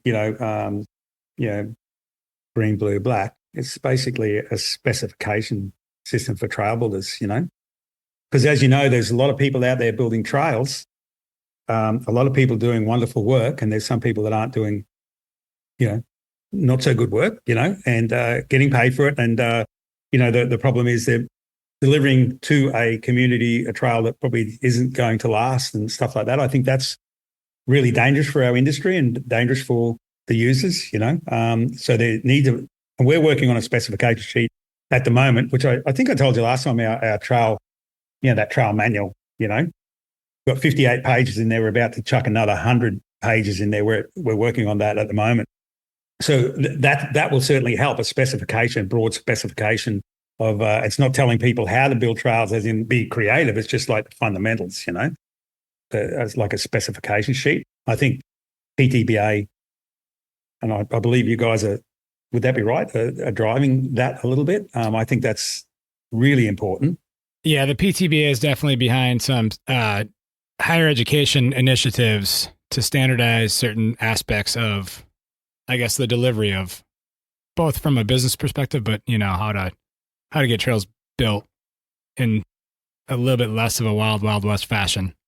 Yeah, there's a lot of little things that radiate out from their ego trails, and volunteers that are really nice people that love doing what they're doing, but they don't know how to build trails, and there's all those type of things. So it's a bit more of from an Australian perspective, it's there's a lot of professional companies over here building trails, and we're seeing less and less of that informal sort of naive building, which is great, So we're moving forward there, and I think that's one thing. And also the Quark Knuckle's got a lot to do with that. What he just asked, about being inclusive, definitely. That style where you can build trails that more people can ride, and again, you're not dumbing down the trail. You're still having a lot of enjoyment on the trail. The Quark Knuckle will allow adaptive in a lot of situations, adaptive riding. Certainly, you can't do adaptive riding on every trail because you've got skinny, wee little single tracks here and there. But for standardized trails, you can build all these different styles of Quark Knuckles, and beginners, mums and dads, pro riders, everybody can ride that trail. There is one issue we found with a lot of people going on one trail is that if it's designed. If you've got limited trails and you build something like that with a bunch of Quark Knuckles, and you get a lot of people, if it resonated with a lot of pro riders, a lot of, people are like jumping all the time, and you got like beginners riding down the trail, that can be a problem. So it's best to split the Quark Knuckles. So you have bigger ones here and green ones here, blue ones there, and you can change the sizes of them, of course, But in some areas where you've got limited trails, it's best to have something like that. So, and I think that's the question he's asking, is it? With like, trails that sort of are inclusive to a lot more people. Yeah, and I think really where I think where he's going is also like, how do you get to the fringes of? Let's see, how do I want to say this? How do you get to the fringes of like making sure you get it inclusive for kids? Well, it's like this whole conversation is kind of centered on this. Inclusive for all spectrums of people, right? And so not just. As he said when we were in the conversation, you weren't in the conversation, but he expanded on it a little bit after I stopped hitting record, is like not just building the trail for the mid-40s white guy. To like making sure you're getting all, socioeconomic classes, but also all abilities. Quark Knuckle, airflow. That's the answer. Because we've seen it over and over again for years and years on end now, that you've got somebody that's even kids, what do you call it? The little strider bikes, 2 years old, 3 years old, rolling down one of those trails that with their dad, with their mum. There's no force risk for mum and riding down one of these trails. It'd be something else if they took the steeper, sharper takeoff on that same obstacle, but they don't. Of course, they take the roller and gradually get better and better. We've seen kids that were like, 5, 8 years ago were 2 years old. Now they're just shredding, they're like, 10, 12-year-olds that are just going crazy, but they've gradually grown with the Quark knuckle, So, yeah, and then the type of trails. Well, yeah, look, that's just a style of trail, an airflow trail with Quark knuckles. You've also got single track can be technical, single track with boulders and rocks and hand cut and all that type of stuff. That's fine too. But you just work in your rating system anyway. You stay with green, green, blue, and black. We call it just green, blue, and black and double black. We certainly, again, when you build a destination, you have that spread of percentages. 15, 70, 15, and that really embraces all that. What he's asking, I suppose. Yeah, and you totally just jogged my brain on the fact that like you could actually have separate like green, blue, and black Quark knuckle trails, so you can kind of segregate, the really hardcore rider from the beginner rider. That's just another thing that just popped into my head is that you can increase the grade a little bit. The Quark knuckles on the blue or the black could be all like huge Quark knuckles. Obviously still have the same function, but you could send it even more. And that's where that progression really comes in. Well, we've done it already. Yeah. Like in Derby, that trail I was telling you with the first sort of multiple Quark knuckles go down the track, it was so popular that a lot of shuttle drivers were taking people up there that were beginners.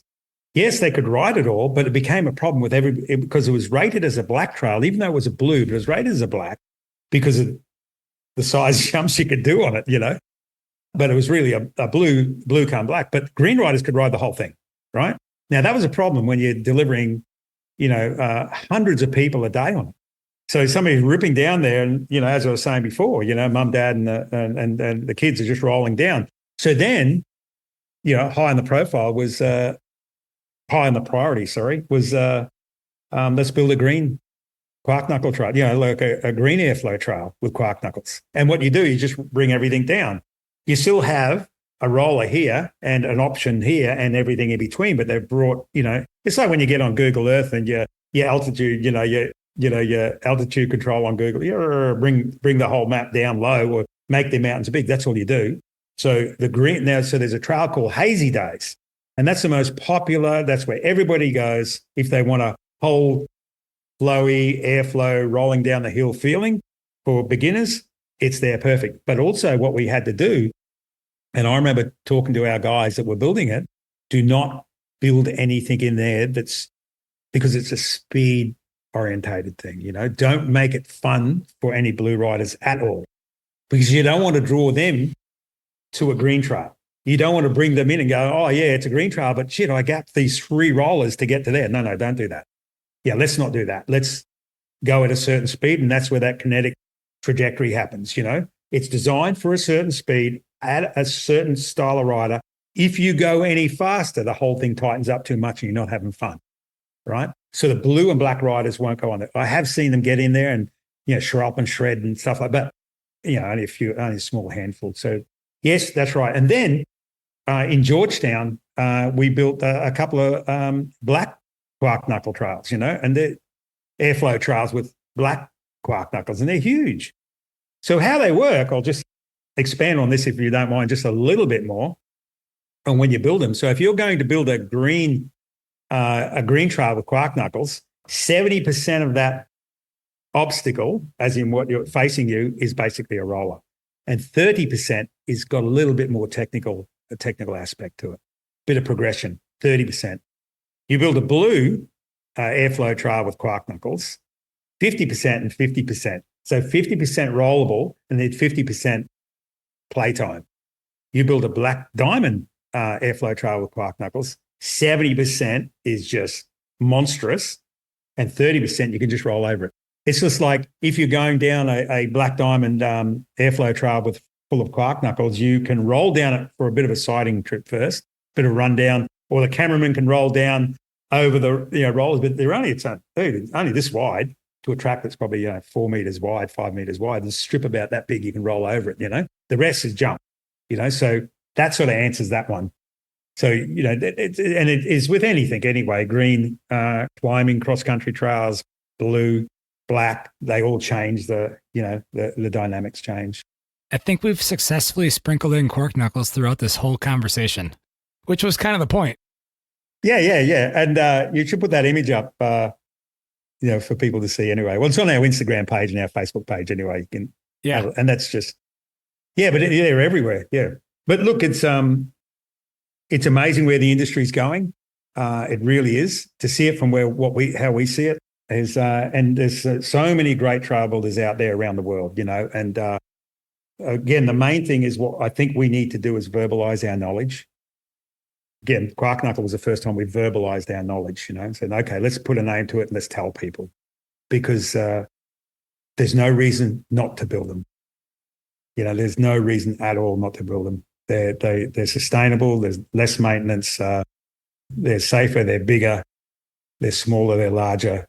They're funkier. Everything. And then there's a million other things that I could talk about, which I wanted to talk to you about with blended earth and abrasion blockers and lifters and all those things that are in trails. Like when you look at a trail, and for a person that has never ridden before, what they're looking at is this little dirt strip going down, through the forest. And it's beautiful. It's like you have a beautiful big forest, and you have a little trail running through. It's just like a painting. When you put a frame around a painting, it makes the painting pop, You be maybe just looking at scrub the forest and you go, oh, that's nice forest. But as soon as the trail goes in there, bang, it looks so nice, when you're out just riding, you're just riding, looking at the trail. But for people like us who are trail builders, there's a stream of data that's running down beside us. That image just like Matrix, all the things have gone into that trail, and that nobody sees.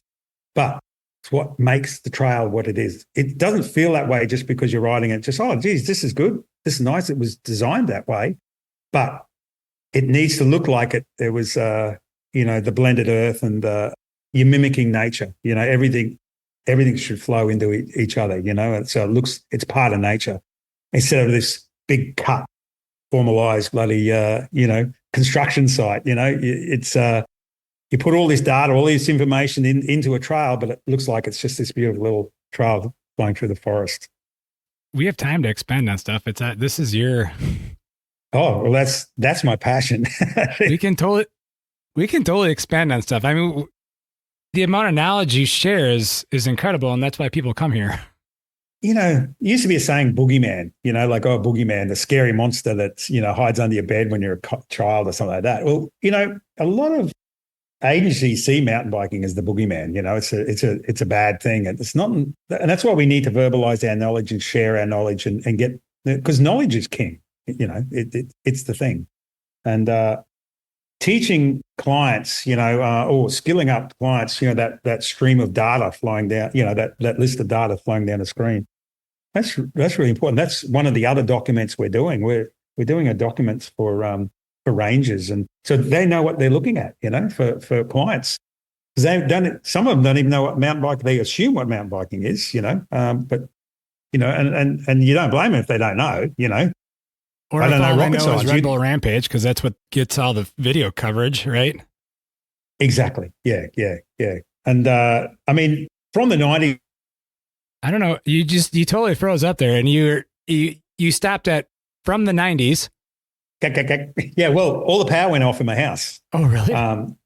Yeah. I think I saw some trucks down the road doing some work yesterday, so they're probably in the area. But I'm on my phone at the moment, so I mean, it all sounds the same. You can't even tell the difference.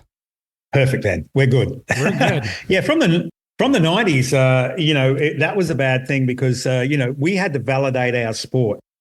It was so new. And like anything that's new, you're proud of it. So you want to show people how rad it is, And, we're always making things, we always made things as a collective, mountain bikers more extreme and bigger and all that type of stuff, And then the advertising, Mars Bar, and then, later Red Bull and everything. But all these things, the ads were showing mountain bikes ripping down hills and everything. And to a lot of people, that's mountain biking is. And what you said, like Crankworks and Red Bull and everything, they just see that and that's all they see in mountain biking. Oh, shit.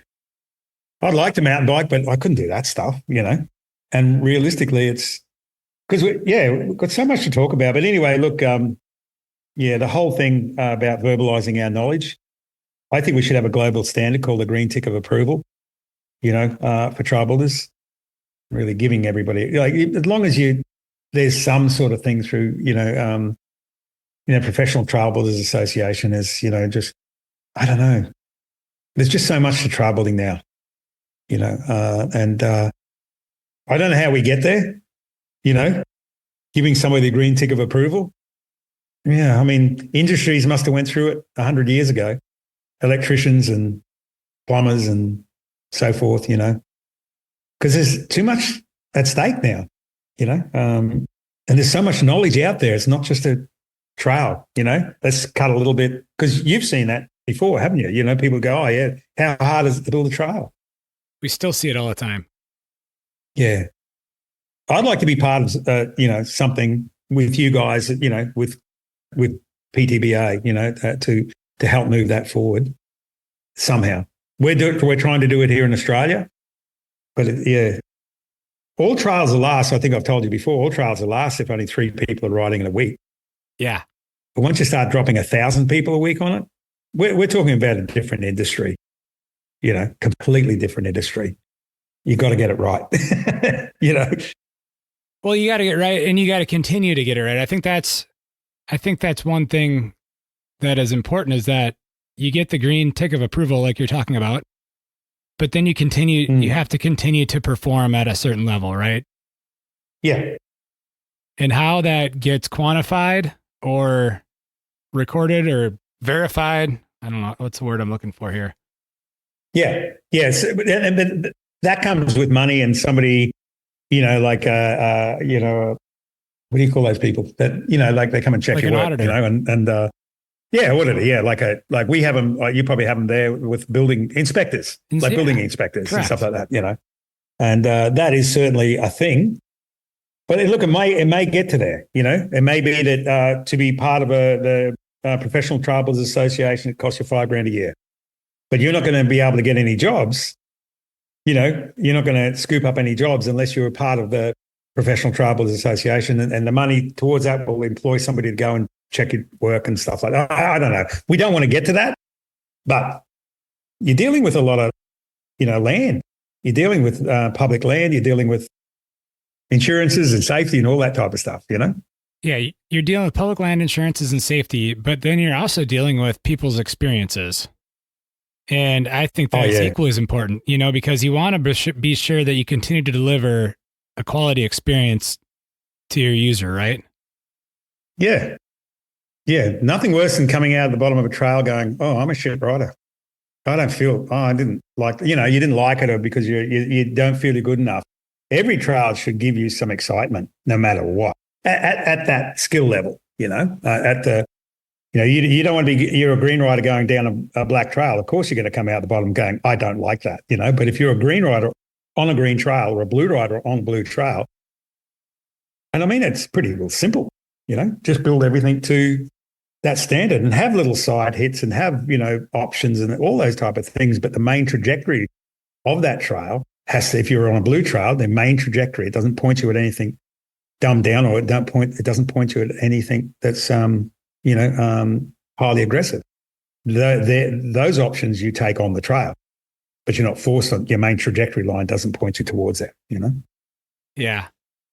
But anyway, look, there's heaps of things, with drainage, self-flushing drains, drains that can sort of self-flush. It's the way you design them in the trail, I think I might have talked to you about last time, with low points. If you just have a low point on a trail, it needs to be more than that. It's the delta design where the way the water falls on the high points and then it helps flush any litter there. Every drain needs maintenance, but you can actually reduce the amount of maintenance needed.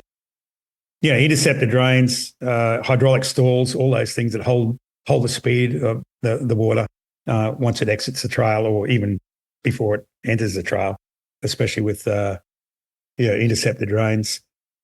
all, there's a whole sort of, you could do a little episode on drainage and water, but then you go to the point where there's places that don't have rain, and it comes down to blown out dust and dry, I remember, how we talked about Sean Palmer before, we used to go to so many World Cups and you'd see halfway through a race it started raining, and the person that was going to win, who was, seeded the fastest in the seeding run. So they were the last to leave up the hill. They came down and got a horrific time because the trail was super, super wet and they couldn't even get to that speed. And somebody halfway through the field won, and I remember the short, they won because, they came down the hill before it rained.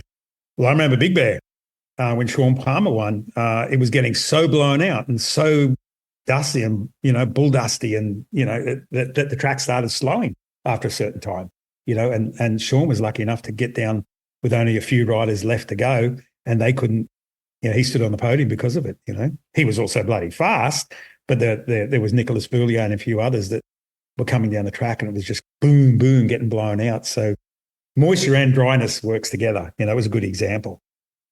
Obviously, you work in all sorts of different landscapes. Is there anything that you do differently when it comes to trails that are in more exposed areas? And what I mean by exposed is no canopy or limited canopy, because we know that canopy, tree canopy specifically, can really help, protect a trail system, right? Or protect the trail. So are there any measures that you take or your company takes when you're in, even we could use a ski resort for an example. If you're crossing a ski run, no trees, right? Yeah. Well, it comes down to expectations of the trail builder and the client. What trail or what track do they want on the hill? So, when you're looking at the softest soil to build a trail onto the hardest, which is, one end of the spectrum is sand, the other end of the spectrum is rock and everything in between, on a gradual ramp. So you don't go building the steepest, fastest, nastiest downhill on the softest terrain.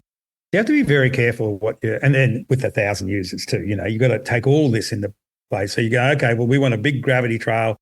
A client will come to you and say, oh, we want a gravity trail in this area, but you look at the soil and go, dude, it's going to be hard to do without it getting blown out like anything. So, horses of courses. Do you employ much in terms of bringing like clay capping material, other capping materials to help stabilize a sandier terrain? Oh, sure. Yeah. The layers, your layer of ballast and then another layer of finer rock to link in with that, the ballast and then a capping. Yeah. Done it many, many times. Yeah. Do your clients ever push back on the cost of that? Oh, always. Yeah. That's, but that's usually way before you get to even do the job. That's already a known, and if it's not a known, it's a variation. Yeah. If it doesn't need it, you don't do it. But if it needs it, you have to do it. But it's not like a scare, like, oh, we have to build 100 kilometers of trail with capping. So, with ballast and capping, and it's going to be 8 times dearer than what you thought it was going to be. That's usually before the job starts. That, okay, we've identified this section. Low soakage area, you're going to have a lot of rock arming in this section. This section's got to have capping. This section, and you try and shoot a meter by meter basis. It's going to cost X amount per meter. It's a known, and also that's why corridors. When you're looking at a corridor design, you design a trail that there's goes through the forest, and you have 15 meters each side of the design line. And so people like, as I was saying, Jared McHugh, who's been with us for nearly 20 years, he does amazing trail designs corridor width-wise. And he puts them in our climb, rest, climb protocol, all that type of stuff, reveals, does everything. But when it comes down to the actual trail, that's where somebody else comes in. That's the actual trail shapers and builders, that's the machine operator. But they can put the trail in within that say 30-meter corridor, right? And you go, okay, this is where we're going. But then you'll come across an area where you go, oh, hang on. We tried here, we tried there. There's a big escarpment in there. Once we've dug the soil out, or once we've done their soil, there's a big soakage spring, and we've done, so you actually have to change the alignment. So that's fairly rare. But usually it's a known. If you designed 100 kilometers of trail, that corridor has been designed meter by meter. And in fact, just last week they went to this beautiful up behind the Blue Mountains in Sydney, in Australia. Some amazing terrain. They're up there designing these trails and going through the forest. And then they know exactly there's going to be X amount of rock walls here. There's going to be X amount of fill here. There's going to be X amount of, raised board ride, rock armoring and all this type of stuff. And then you present that to the client and they know what they have to get their budget. They've got to get a budget for that, So I know that's a long answer to your question, but yes, they usually jump up and go, oh shit, that's a lot of money. That was the perfect answer because you just illustrated the importance of why design, like legit design, is important on the front end and not just, sending a builder out to build a trail wherever you want your trail built. That's gone. Those days are gone. They were gone 20 years ago. You can't do that. They're not totally gone. I still see it here, and that's we're always, we're all, and that's why we're talking about this is because we're always like, and we're not. I think some clients think you lobby to, to get the design contract to like make money, but the reality is that the design, I don't know, what it's like for WorldTrail, but typically you maybe have 10% of your overall budget is wrapped up into design, where the other 90% is the building, and so you have such a small amount of money on the front end to get such a better end product on the back end. Without, you're exactly right. Without Josh, all these weird that design things is that king. pop up. Design is king. And it's not only just finding out what your terrain's like.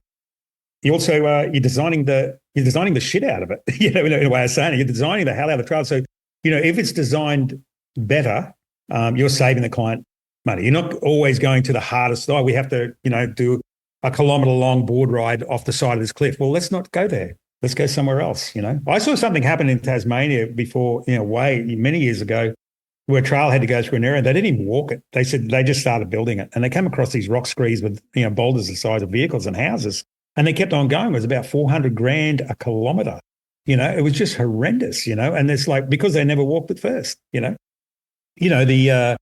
you walk it, you design those things out. You make it as creative and as cool as possible. And there are some areas you go, hang on. We need an outlook here. We need a lookout here. We need to be on that escarpment. We need to be beside that waterfall.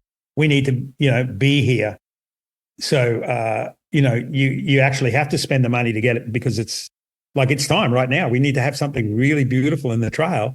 So we have to go through this area that's a little bit more technical to build, but let's do it. But design, weeds out all the problems, and it's better for the client. And we have a system too, a design system. And Jared looks at this, and it's called like a Y-front design. You have one person on the right, one person on the left, and back, and in the V point is where Jared sits, and then one person a bit further behind is where the person that tags the alignment he chooses, because those two people are finding in that corridor, like not the 30-meter corridor, but in the ridge that they're looking at, where's the best place to go? Should we go here? And if it's over here near an escarpment, then that turns that way, and Jared will go that way with somebody behind him, and tagging off. And because nothing worse than say, once you build a trail, and in 2 years' time, somebody calls you and goes, hey, did you see that big waterfall over there where you put that trail? You missed it by like 300 meters. Like, shit, no. Really? So it's always good to really look at the mountain first, I want you to say this again just because we need to reiterate it. So when you're talking about Jared designing a trail, you have two other people out in front of him and a person behind him. So you're talking about a 5-person crew. Is my number? Oh, 4-person crew. No, 4-person. 4-person crew. Yeah. For design. That's the best. That's the best way. That's the most effective, and that's the way we usually do it. Sometimes it drops down to 2. Definitely 2. You don't go under 2 for safety. You just, and also, slope analysis, all that type of stuff comes into it before you even walk on the hill. For sure. You sort of know where you're going, and, but yeah, so that Y sort of shape design is the best way of designing. Once you have all that information at your fingertips before you even step on the mountain, that's the best way to do it, because then you're micro sort of designing the corridor, because you've got somebody on the left 30 meters over there or 40 meters over there on the right, and then somebody who is leading the design of the corridor back a little bit, and then the person who's behind either taking old tape off or putting new tape on, that's following up the lead designer. So anybody who's designing, they're starting to tag it out, but then they'll leave a corridor of, say, 30 meters. Sometimes it's only 20 meters. Sometimes it's 50. Sometimes it could be 100 meters, but it's usually about that 20 to 30 meter corridor. But once it's in place, once the corridor is in place and the design has been given to the client, then when you've got that buffer zone of 30 meters, when the actual trail builder, the shaper, and I'd like to say that it's more of a shaper, because that's where, when you ride the trail, that's what it's all about. The person that actually puts the feel into the trail, they've got that ability to put it towards the right a little bit more or to the left a little bit more and get the actual arcs and the shapes really good, but within that 30 meters. Now, by saying that too, when somebody goes and designs a corridor, a machine operator is there with them. And that has to be the case, because that person who is designing the trail or building the trail will say, oh, no, we can get a machine through there. No worries, we can get it up over that cliff. Yeah, we can do that. Or no, there's no way we can put a trail through here with that. We'll have to take the machine out, and come in from the other end. And this next 100 meters have to be hand cut, and we'll join it from the other end and stuff like that. So all that information happens in that team. It's just not the group. It's like the main corridor designer and the planner. So the planner usually lays out, like Jared and I usually work together with when we're looking at every project, and others too. There's quite a few others in his team that go out and look at projects, but I review the quality control and the layout and design, and we're always going backwards and forwards. Say Jared will come up with something really I never thought of, like, hey, that's a good idea. Or I'll put in my 2 cents and goes, oh, why don't we drop that out and go over to there, And like everybody does, it's best to throw things backwards and forwards. You end up with a trail network. You get your money out of that. Harder design saves the client money. That's what I mean. You get, for a client, they get good value for money because design is king. I am so glad we're recording this. Yeah. Because there's so many, maybe it's just because maybe we are a newer industry in terms of like the professional aspect of this in the States. But so many times clients want to short circuit that aspect of it and just cut straight to getting trail built in the woods, right? Or a concept, I see this regularly. I don't know if we should talk about this. A concept proposal or a concept plan will go out to bid like it's a design. Wow. We see it. It happens. And I wish it didn't. And it's something that I think there's some pretty good individuals working on trying to change that because of exactly all the stuff that you just said. But I think it's taking a long time, and it will take a long time to get clients to want that level of design and understand why they need that level of design, and for designers and builders to not accept a concept as something I'm going to bid on to build because of what could come from it, right? Yeah, that you can't, because that's when we go out marking the trails, as you can see there, and even how you tag it onto a tree.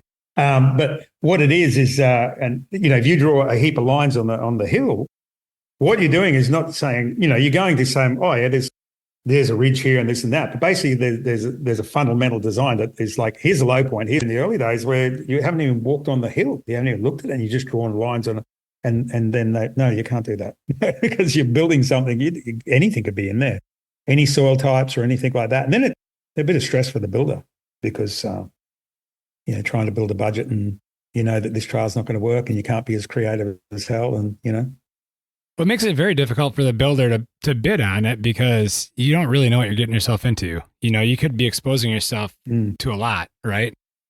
Well, it also comes down to ethical and morals and everything like that. Say there's two different trail, say you're the best in the world and I'm an upstart. You quote on a trail that you're going to build, and I'm going to quote on a trail I'm going to build. And it could be like $500,000 difference. Yeah. I get the job, I'll go in there and build, not that I would do that, but you know what I mean? But, in that scenario, and knock it out in about 5 weeks where you were planning to be there for a year. because it's going to have 1,000 people a week on it and stuff like that, where other people just go, here's the money, I'm out. Then, and that's what I'm saying about the whole the green tick.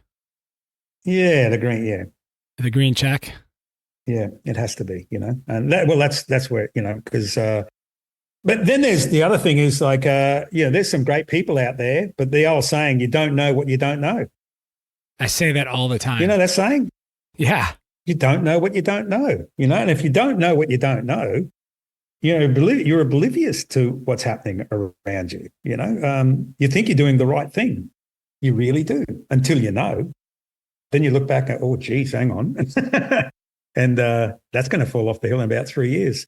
But the design part of it is really critical. That's real. It has to be meter by meter on the ground. And then it goes out. That's the really good thing that the client ends up with. They end up with a document is basically like a shopping list. They go out then and go, okay, we want, we need $4 million from the government to invest in this, or the region, or whatever. This is what we're going to build. This is exactly what it's going to look like. This is the photo from the lookout. This is the photo from the, climbing trail. This is all the images and all the data. And again, you should see what Dylan and Dylan's team and Dylan Jeffries, I was going to say, Dylan's team and Jared's team. There's all these, the protocol we've got, all the, the stuff we grab hold of when we're in the bush, and you've got all this data, all this information on what you're going to build. And then it goes out. Then you can quote on it. Then you, I, and everybody can go and quote on a deliverable, and this is what we're going. And then you go, okay, we've got about 10 trail builders going to quote on this. And everybody's quoting on the same thing. And as soon as the client knows what they're going to get built, instead of saying, oh, it's just a nice little strip of dirt going through the bush, those mountain bikers will love it. No. They know that there's all the drainage and all the reverse grades, all of it is in place. And that's when you get to a really good spot, because then it comes out of, the industry gets better then, Yeah, and look, there's so many things. Eh? I was going to say, I've got two sayings that I say regularly, and I say the one that you just said, which is, you don't know what you don't know. Constantly to myself about like, just try to stay more curious about everything so you can continue to learn, because you just don't know what you don't know. But then the other one is how you do anything is how you do everything. That's true. Every day I start, and this is getting way off track, but every day I make my bed and I try to make it the best way possible, because how you do anything is how you do everything. Right? Messy room, messy mind. Yeah. As Jordan Peterson would say. Yeah. Yeah. Look, and there's so many things that are in a trail now, we've got there's a bunch of names and, like governors, absorbers and lifters, anywhere there's going to be a major abrasion area where, especially I still see berms that are going down a hill with no lifters. They're just barreling down a hill, skid, turn into a berm and go. You still see them every now and then, but you do. That's where you need lifters, and that's where the bigger the speed, the larger the lifter, and the lifter needs to be, you don't want the lifter too close to the berm, and it has to. And that way you're very rarely using your brakes. You just the shape of the trail with arc to arc, and again, it doesn't have to be a beautiful flow style trail. It can be anything. A jagged, janky, nasty thing, but you still have to have those protocols in place. Even if you're not building them, you design that into the hill.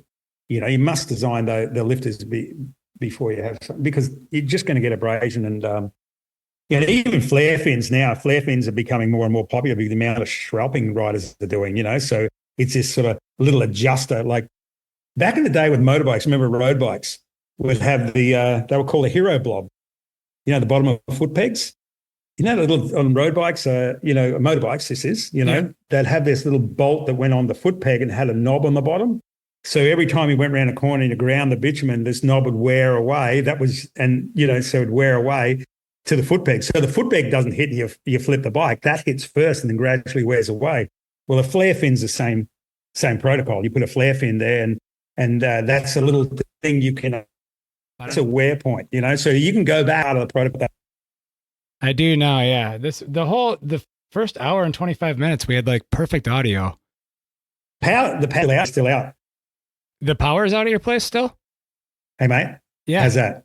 Yeah, still out. That's crazy. Yeah. And I think that's what it is. And everything was going okay until the phone rang. Yeah. So you got me. We were talking about lifters, eh? You know, wear points. Yep. Yeah. So you just go and adjust them. Yeah. Because if you're going to have that many people riding the trail, you can adjust that. Save doing these big erosion, bloody big whoops you have to repair later, and abrasion blockers, if you've got a chunk of abrasion, you're going to get abrasion. It's usually done by design. You design first instead of going back and going, oh shit, look at this amount of bloody wear we're getting here. You should design that out first, And that's why design is always king when it comes down to the actual trail.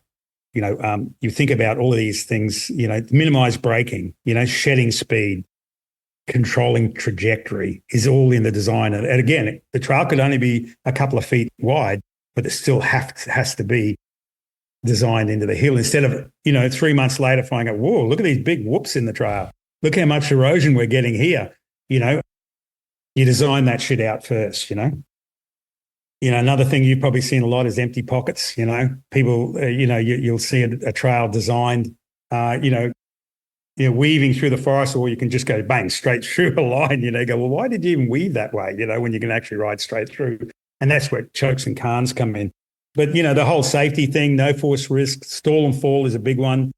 See all the time. Coming around a corner, you're maybe on a green trail or a blue trail, and you're going so slow over very, very rough terrain.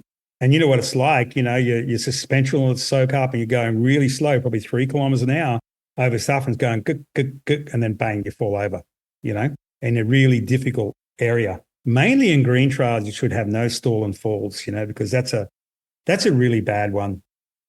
So you try and design that shit out of there. If you've got a natural area that's got big rocks and everything, and people will stall and then they'll fall over, again, it really it magnifies in green trails.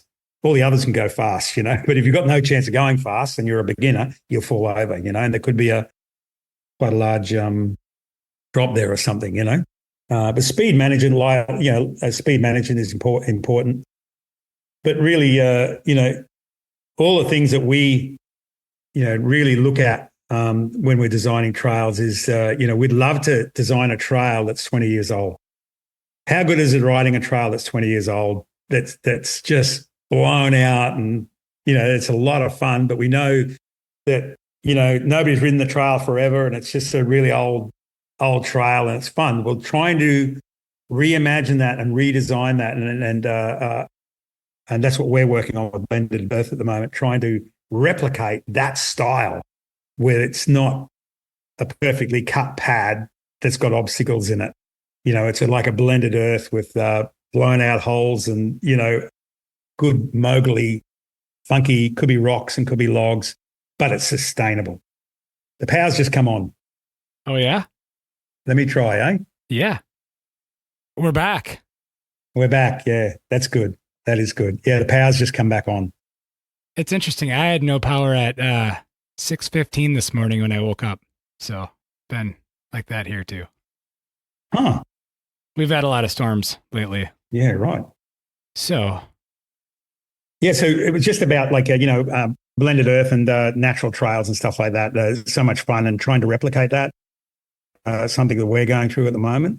And it's not the easiest thing to do, but that's where blended earth sort of shines, is bringing the hill into the trail instead of just a pad, and a funky little trail that has all the lines and all the excitement and drainage and everything that we've talked about, predictability, trajectory, and then, safety and drainage, everything in that.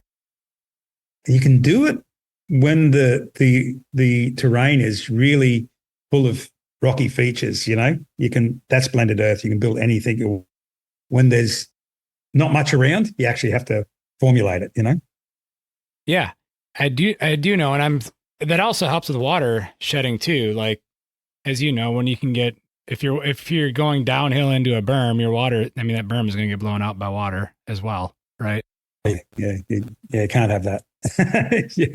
Yeah.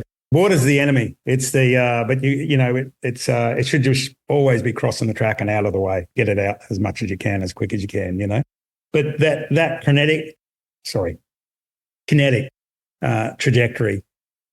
We've been working with that a lot, and it's been fun. And it's basically, where the word flow comes from, and momentum, and what you've got on a trail, you're actually holding it and taking it forward, Like I mentioned at the conference, the easiest way to look at how that works is when you look at a half pipe.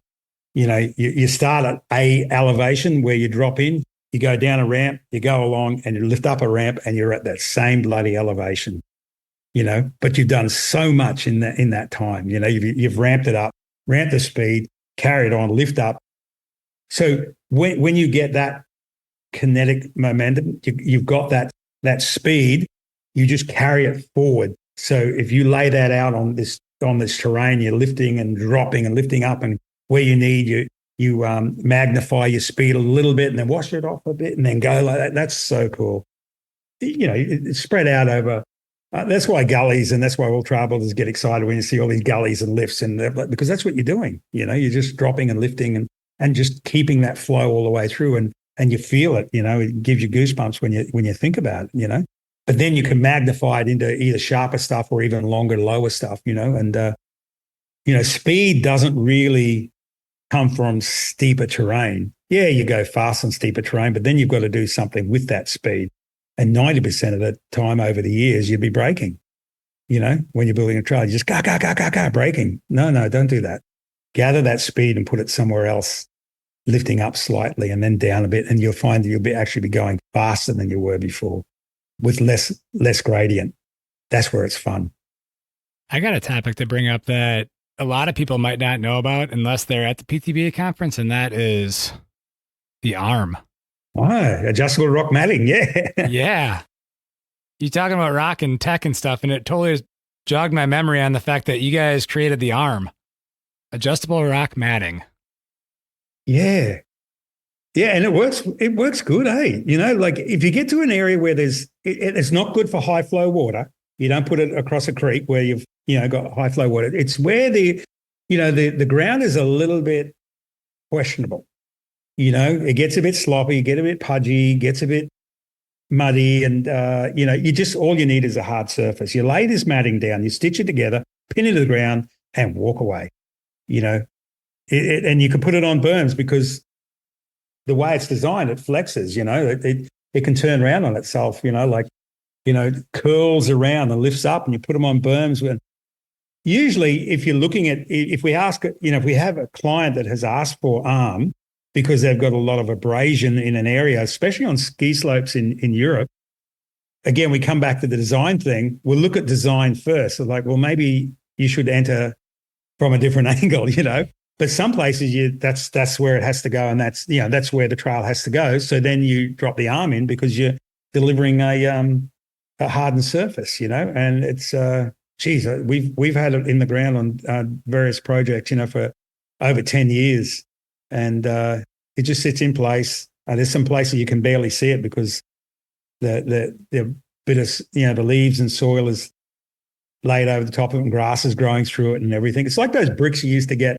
They were like a square brick with check design through it, and it had some holes, and the grass would grow through it. Well, this is a lot more flexible than that. It's 770 MPa, which means pretty damn strong. You drive a truck on it. So you put it into trails, you go in with power carriers, and it's a meter wide by a meter. So it's a meter square, and you just drop it in the ground. And great for a lot of solutions, eh? And you don't need skilled trail builders to do it. Once the ground, once you've identified where you have to put it, you just lay it in and pin it together and pin it in the ground and zip it together and walk away. What led you guys to actually going as far as designing this product? I can pinpoint that. It was and also putting a patent on it. So we were working on a project in Mount Buller, which is in the Australian Alps in the snowfields. So summer activity, great destination, great place, Mount Buller. Again, when you're going through and designing, a trail network, and you're coming across a really wet area that, for about 80 meters, it's just soakage, and no matter what you do, it'll always be wet. You can't quote on putting rock armor there because, one thing, if you had the rocks there right beside you to build a nice 80-meter rock armored section, that's fine. You can quote on that. But that's an unknown if you don't know where the rocks are coming from. You could spend hours looking for just one or two boulders to bring over with your rock sling or in a power carrier to drop it on the trail. And so, probably about 50% of the cases we were right. Okay, we can put rocks here. We have a look around the area when we're designing the trail. Look, there's a quarry of rocks over here. There's an old rock scree there. We can get rock. But then there's some sections there's no rocks for like a kilometre. So we came up with this product. But that wasn't that was one of the driving forces. The other one was like, our guys, it's hard lifting rocks. It's okay if you're lifting rocks on a weekend with a bunch of people, volunteers and doing stuff. But when you're doing it as a job, it's, should I say, backbreaking, it's hard work. These things are like, 50 to 80 kilos and good size. And we've got this protocol where you don't put rocks in the ground unless they're bigger than a microwave. That's the rule. Anything less than that, it's going to fall away. And most trail builders know that anyway. You don't put anything light and flimsy in there and try and lock it into place. Get something big, So it'd be pretty hard for our trail builders going out looking for rocks and then bringing back in and putting them in the ground. So we developed this unit. The first ones were singular rocks made out of a special light material, and they were great. And they're still in place in Mount Buller 14 years later, still on the trail.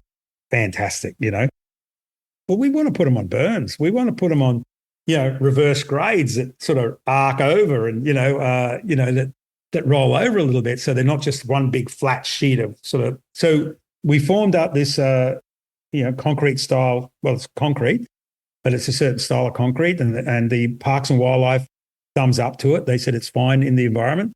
And we've got our mesh wedged in, molded into the rocks. I think there's 8 rocks on the meter by meter. When I say rocks, they're basically like pavers, but they look identical to rocks. We got a couple of designers in that mimicked some volcanic rock from up around here. They're really grippy. You can't, when you break on that, you stop. It's porous and not sharp, and it's not smooth. So it ticked the boxes all the way around, and we put them in, and we keep on it's really cool. It's and there is one negative. Well, there's 2 negatives. One negative, as I mentioned before, you don't put it in flow extremes because it's doesn't matter how much you stitch them together. A force will wash them away. We get a lot of water. You put them in boggy areas. But if you do put them in boggy areas, you just got to make sure that there's no rocks underneath sticking up like a pyramid that they can pivot on, because they're fairly big plates. But anything, if they're pivoting on a rock, and that's all you got to do, just remove anything that's sticking out. But the rest is just muddy areas and grassy areas and beside, soakage areas and stuff like that. And you ride on them, you don't even know. So you use these in Australia, and you've used them in Europe as well? Yeah, a lot in Europe. Yeah, and a lot in Australia. Yeah. Are you manufacturing them in Australia, then shipping to Europe, or do you have a European manufacturer as well? We've got a Euro manufacturer, yeah, and we have an Australian manufacturer in different locations in Australia. We haven't got anybody in the US yet. Just need somebody who's got an appetite for them, and it's fairly simplistic to set up a manufacturer in a location with our molds, and we just cut a deal out with whoever wants to do that. What we've done in Europe, especially Norway, got a dealer there, and they just print them out and go from there. And you get them in about 12. I think it's 12 per pallet, and you just get pallet after pallet after pallet, and you just pull them apart, put them on, and get them in on the trail, and pin them together, and walk away and never go near them again. I mean, there's so many places I could think of that this could be used, and it's so much more natural looking. Yeah, it is. They look really good, and they once they're in the ground, they don't look like they're. And the good thing, they're also linked. You can put them side by side along. Because the way they're designed, they can go in.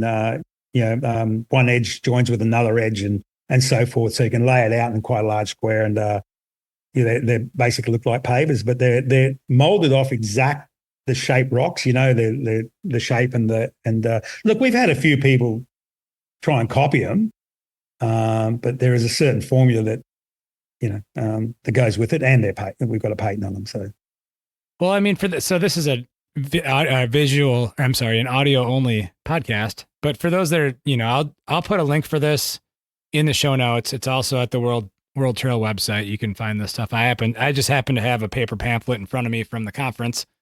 But yeah, for the visual, if anyone's seen the Paris-Roubaix road race, it almost looks like the paved sections, or the pave, I think that's how they pronounce it, sections of the Paris-Roubaix road race, right?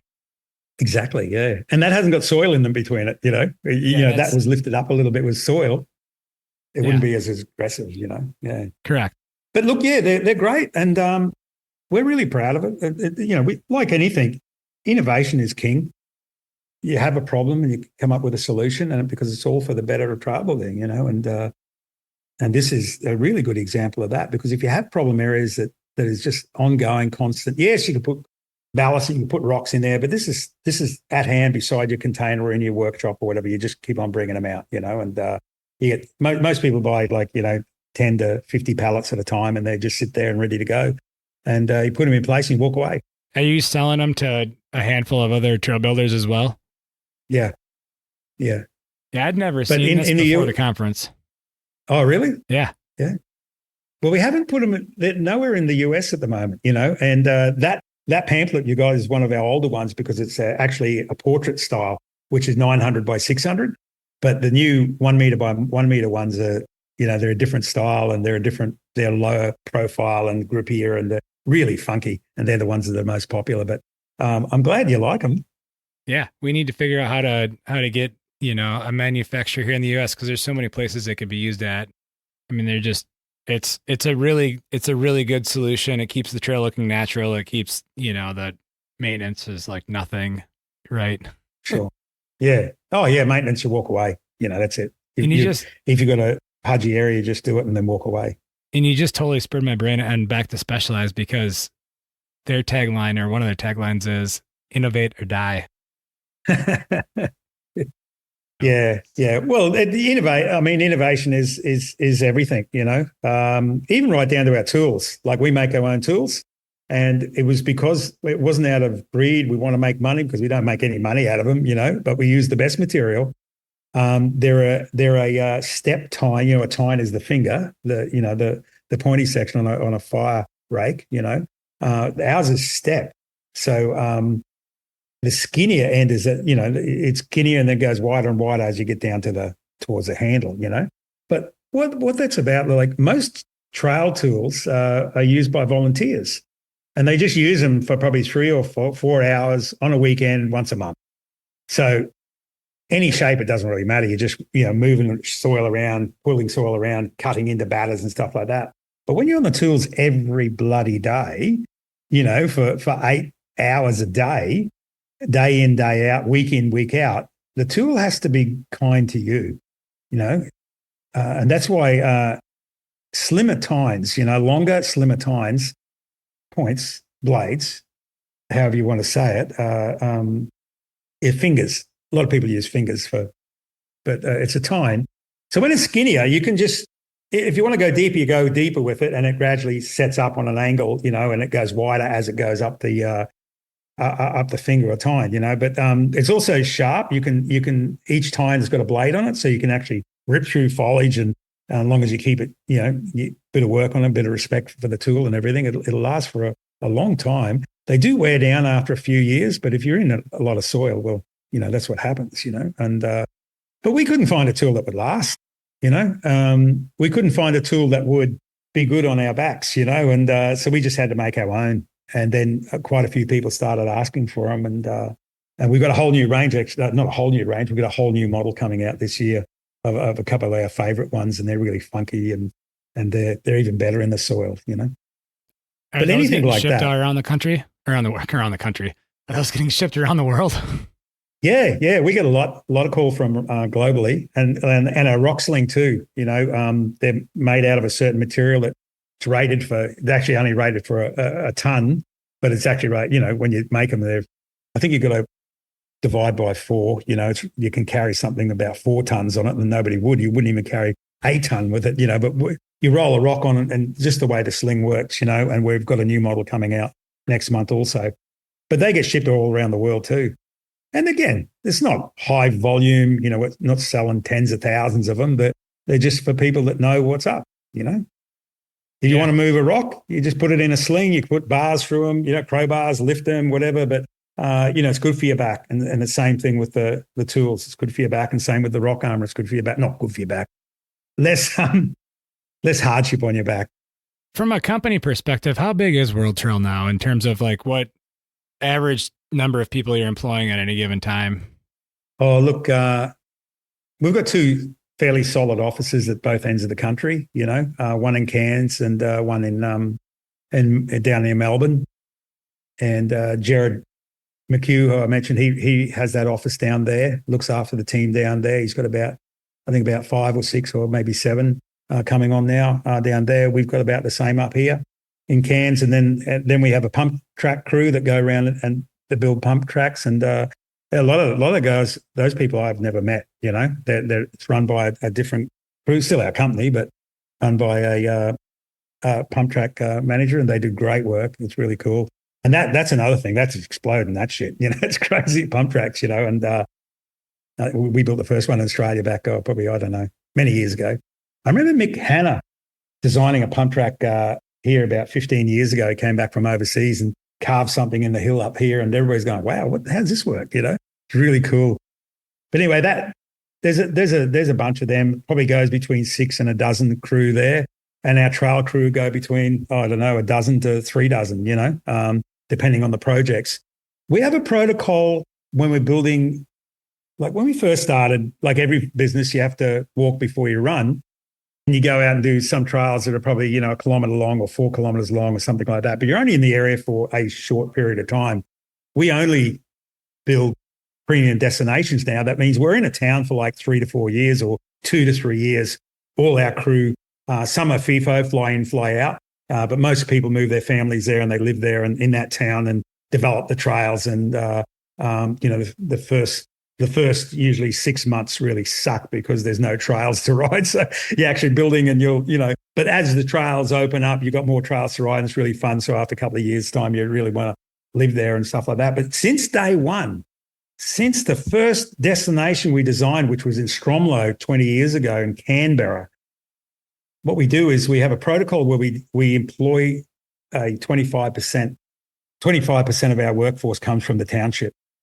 And you only employ people who are mountain bikers who are frothing on trail building and frothing on life and mountain biking, all that, then they love doing, they want to be a trail builder and stuff like that. But the beautiful thing about this is when the job is done, when the project is finished, we hand it over to the client, then the client employs the people that used to work for us who were from that town. They still stay in town and they're full-time employees of either that, they work for the council. They work for the rangers or the parks and wildlife as the maintenance crew. And it's usually between 2 and 4 people, and they stay on. And that's happened with every single project we've ever done. That model is so good, because we've skilled them up over. They've learnt the true way of trail building correctly in that terrain, in that area. They know where the bad parts are, the problem parts, where the good parts are, and they stay on as the maintenance crew, full-time employment. And every project we've ever done, we've used that model and we still use it. And we go back to these towns like 10, 20 years later, and those people are still there working with, the kids are growing up, they're riding the trails, and they might have started off as a single person, then they get married there and they have kids and they ride the mountain bikes, and they're living in the town, or they may have moved to the area and they go, this is where I want to live. And they end up being the trail maintenance crew fully employed, So that works well. But to answer your question, look, anywhere between 30 and 60. We don't have a lot of people on our teams because of that model where we employ people from an area and then they stay there and then they don't work for us. But it's a sustainable team. We're really proud to say that the people that have worked with us, like the Jareds and the Reese Atkinson, Reese started with us as a 19-year-old kid nearly, 18 years ago. And, he's moved to one of these towns in Tasmania. He's a wife and 2 beautiful daughters, and they live there, but he's from another part of Australia, but he's gone, this is where I want to live and this is where I want to, and he flies in and out to different jobs. hell of a guy. He's taken his family to Norway to work on projects there, and they love it. The girls are learning, they learn to speak Norwegian and see what the countryside's like there, and then then head off to another project. So and then Max Connor, who's been with us for years, and we're really proud to have a lot of people that have stayed with us for a lot of years. Of course, at the other end, people come and work. We've got great people who've worked with us, but they are also racing, or they have other goals, and they may stay with us for 2 to 5 years or something and move on. A lot have worked with us and started their own companies, become competitors of ours, but we're really happy with that because we know that they work well and they build good trails, So that whole skill factor thing, you're passing on your knowledge to them, and they leave, and that they're starting their company, and then they're skilling people up. But probably one of the happiest things for me is, when Dylan and I started this company, it was only Dylan and I. And then, it was mainly consulting for the first probably few months. And then we got our first job to build a trail. And we made sure we employed people and skilled them up, and, keeping that protocol on there. And when Reese Atkinson came along, and, Bryn Atkinson, the ex-World Cup rider, it's his younger brother. When he came along as a young fellow, we skilled him up, and he's a number one machine operator. And then Max Connor came along, and he skilled Max up. So I passed my knowledge on to Reese, and then he passed his on to Max, and then Max passed his knowledge on to the next guy. And see that trickle down effect in an industry like ours, which is so new, is really, really cool. Yeah, and it's so important to keep that knowledge share going, because it goes back to what we talked about quite a bit earlier, which is, keeping that quality up, right? Yeah, you got to keep, and they're getting better and better too. They're building trails that I can't design now. Like they go, ooh, look at that. They're just they're very innovative also. Well, and I imagine moving to a community for 2 or 3 years or however long the project is, like you truly become a member of that community, which brings a whole different dynamic into the ownership you'll put into that trail as you're building it, right? Very much so, yeah. And they're usually places you probably would never have gone to normally. You probably would never have holidayed in that town. You probably would never driven through it. You've gone to an area, you absorb yourself in the community, the people, and you watch people come and start their lives there that aren't trail builders. They're shop owners, or they're shuttle driving company, they're shuttle companies, or they're publicans, or they're coaches, or they're mechanics, and they moved to the town also and started their life and had children and raised them in the town. And that's a Derby one too. That's a beautiful thing what's happened there. So many young families, when I say young, your age and younger, they move to a town because it's a lifestyle choice. How many traffic lights do you need to go through to go riding? There's a few traffic lights you've got to go through to go to work. That's what you've got to do. But when you look at your love, which is mountain biking, you go, well, how far do I want to travel to go to mountain biking? You go, well, I wouldn't mind living somewhere where I can just ride to the trails and then set up a business from there. And that's how people have houses beside golf courses, or surf shacks beside beaches, or beach shacks, and it goes on, and living in snowfields and stuff like that. Well, we're getting trail houses. A lot of people are having trail houses, now, moving to the mountains and living beside trail centers, and we're only seeing the start of that, really. Yeah, we are, and it's an awesome thing. So early on, or not early on, but a little ways in, you talked about how Blue Derby wasn't maybe your favorite place on the front end because you just didn't really think much of it. Have there been any other trail destinations that you've built that when you first got there, you're kind of like, I don't know if this is really going to work, and then as you got into it, it kind of presented itself to be a lot more than it was, just like Blue Derby?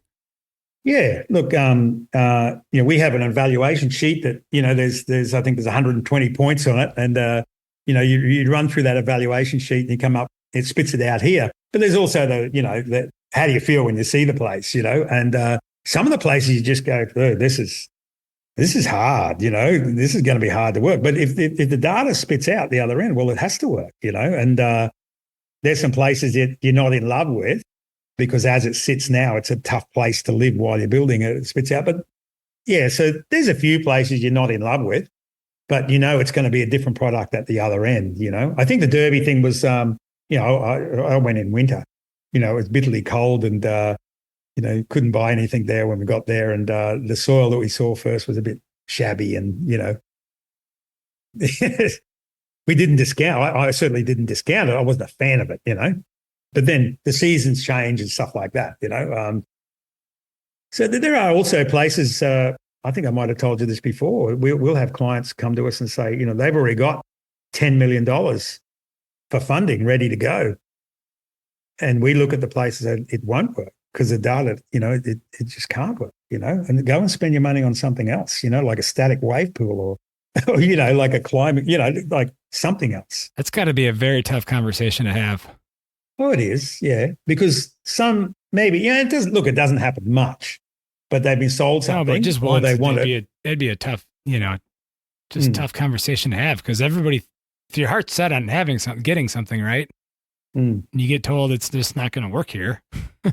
Yeah, and we look at all the like how can we make it work? There's look at the whole spectrum, like from it could be like this or it could be like that, or it could be 30 different things in between. But when it spits out that nothing will work, like I always say, like in the middle of say Utah, can you have the best surf break in the world, or the best surfing beach? You can't, Yeah, there's some places, and sometimes, look, it doesn't happen much. We'll say no, and thank you, but no.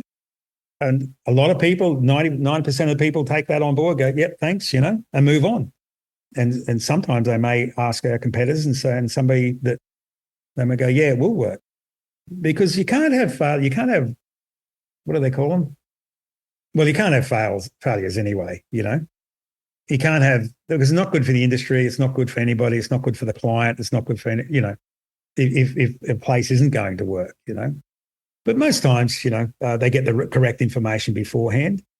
But as for falling in love, you may not be pumped on everything, but I'm only talking about a really small percentage, like 2%, something like that, because that because the data has, and that's a beautiful thing about Derby also is it's data rich.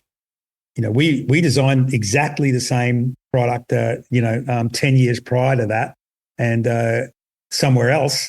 And as I was saying, with 6 boxes that had to get ticked, only got 3 or 4 only got ticked, and it didn't work. So, you move forward, and the whole Derby process, it all worked so well, and everybody said yes to everything. And then you've got data at the other end, and go, well, if you do this, this, this, and this, it's going to work.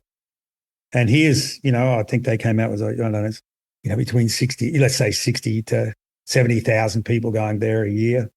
And is it 60 or 70,000, or it's 60 or 70,000 runs of a trail? Or so, a lot of people are going there. There's 5 bike shops within 5 kilometers of a town that's only got 180 people. And there's, I saw there was 12 shuttle companies there one day. I was, some turn to tours companies and some do this and do that, but there's a bunch of trail companies. They all employ people, The bike shops all employ people, the restaurants and cafes and pubs, they all employ people. And, and it's there, it's living and breathing, it works. And again, nothing new. The ski industry went through it 80 years ago. You don't put one ski run down a remote area where you have to walk to, and expect millions of people to come, you design it. So, you just generate so much good stuff. Is this where we get on the Tony Boone soapbox and lobby for a trail conference in Australia? Why not? We have to. Why not? Well, if I'm talking about Quark knuckles and airflow and Derby and everything like that, you've got to come and see the place. Yeah, you do. So do we do it on the mainland in Australia, or do we do it in Tasmania? Tassie. I reckon Derby. Derby's a place. I mean, there's a lot of other places you can go to, but Derby's a golden child. Yeah. And when you pulled up there, and you can see the trails from your balcony. The fog's floating around the lake, and you're surrounded by trees and trails and people, and the whole main street is just full of mountain bikers, and you just get up in the morning, want to go riders, I remember one of my mates, we went there and he was up at 4 o'clock in the morning rattling, putting his SBD, no, he's doing all this work on his bike. Let's ride. And everybody's going, shut up. We only got here. We're riding at 7, but he wanted to go at 5:30 or something like that. So he went. And we just said, oh, well, we'll meet you at this cafe at 7, And he went for his ride and come back at 7. We're ready to go. And then you go again. And you could be out on the trail and go, I feel like going and getting a coffee or a feed. And you just go back and you don't have to get in your car and go somewhere. You don't have to ride, 50 kilometers to go back to your accommodation or your cafes. It's just there. And it's not like a little circular loop thing. It goes out, radiates out, stack loop, Imber style, out in the mountains everywhere. And so you can just go out and come back anytime you want, and that's enough riding today. We always say, start with a coffee and end with a beer, Doesn't matter how much riding you're doing, riding up a hill. And I think I talked about this in the conference. You're riding for a couple of hours and you're going, geez, we're doing some big riding. But if the last 10 or 15 minutes is gravity fed, you pull up at the bottom, you forget about the hardship you've gone through. If you've chosen to do that hardship, those big climbs, because you roll out and you just roll into a hotel or roll into, a bar or roll into a cafe or roll into a swimming pool or roll into a swing into a lake, That's what's really fun. Yeah. So I'd love you to see that. It's going to happen. Whether it's a conference or I just come over there, it's going to happen sooner than later. But we need more people to see. We need more people to see it, though, is really the key. Yeah. Well, it's, we've been coming over there for years, riding different places and, it'd be really cool. And I know that there is some traction. There's a lot of talk from both sides and be it however it rolls out, it'd be great if it happened and we're all riding together. Yeah. Well, and I think, there's a lot of Australians that come to Whistler this time of the year. In fact, the CEO of Whistler is from Australia. Yeah. Yeah. Really? Yeah. Oh, yeah. I listen to podcasts, right? When I'm driving, and I had to drive to Copper Harbor last week for work, which is about 7 hours from my place. Yeah. And there's a podcast called the Storm Skiing Podcast. And they basically they focus on interviewing leaders in the ski industry. And that particular interview that I listened to was with the CEO of Whistler, who works for Vail Corp, because Whistler's owned by Vail, and she is originally from Australia. Wow. So yeah. Never knew that. Yeah, well, they don't want. That's bloody amazing what happened there. Yeah. Absolutely crazy. Well, I just had a bunch of friends just had a wedding there. They only got back yesterday. They all went over for the wedding there and then rode the shit out of the place. But what a place to have a wedding. Well, yeah, and they have that new, I think it's an 8-person chairlift, high-speed 8-person chair that can haul like 4 people and 4 bikes. I think it's 4 people and 4 bikes per chair. I could be a little off on that. Regardless, what I'm talking about is that there's a lot of capacity for uplift now. Yeah, get them up there, get them riding. And, multiple runs, multiple options. Yeah. Great places to stay, great food. You're hanging out with the same type of people, that you couldn't ask for anything better. For sure. Well, is that how we're going to wrap this one up? Well, yeah. I'll just leave you with like a little bit of a parting word. Always build with nature, not against it. Be part of it. We all want to be part of nature. It's trail building so important for the future of mountain biking, building it right in the most beautiful places. And, it's great that we are all talking and we're all involved in it, and again, geez, meeting so many people at the conference, that share the same love, and it's a global thing. And, it's, again, it's just about to happen. It's all starting to happen, and there's a good world out there. Yeah. Reflecting on that conference, you must have had 8 people from Australia at that conference, at least. There was a bunch there, if not 10. I mean, that's a pretty healthy number. Usually it's a lot of times it's pretty regional, even within the states. There's obviously there's some people that don't miss it and travel from, say, California to Georgia when it's in Georgia, or the other way around.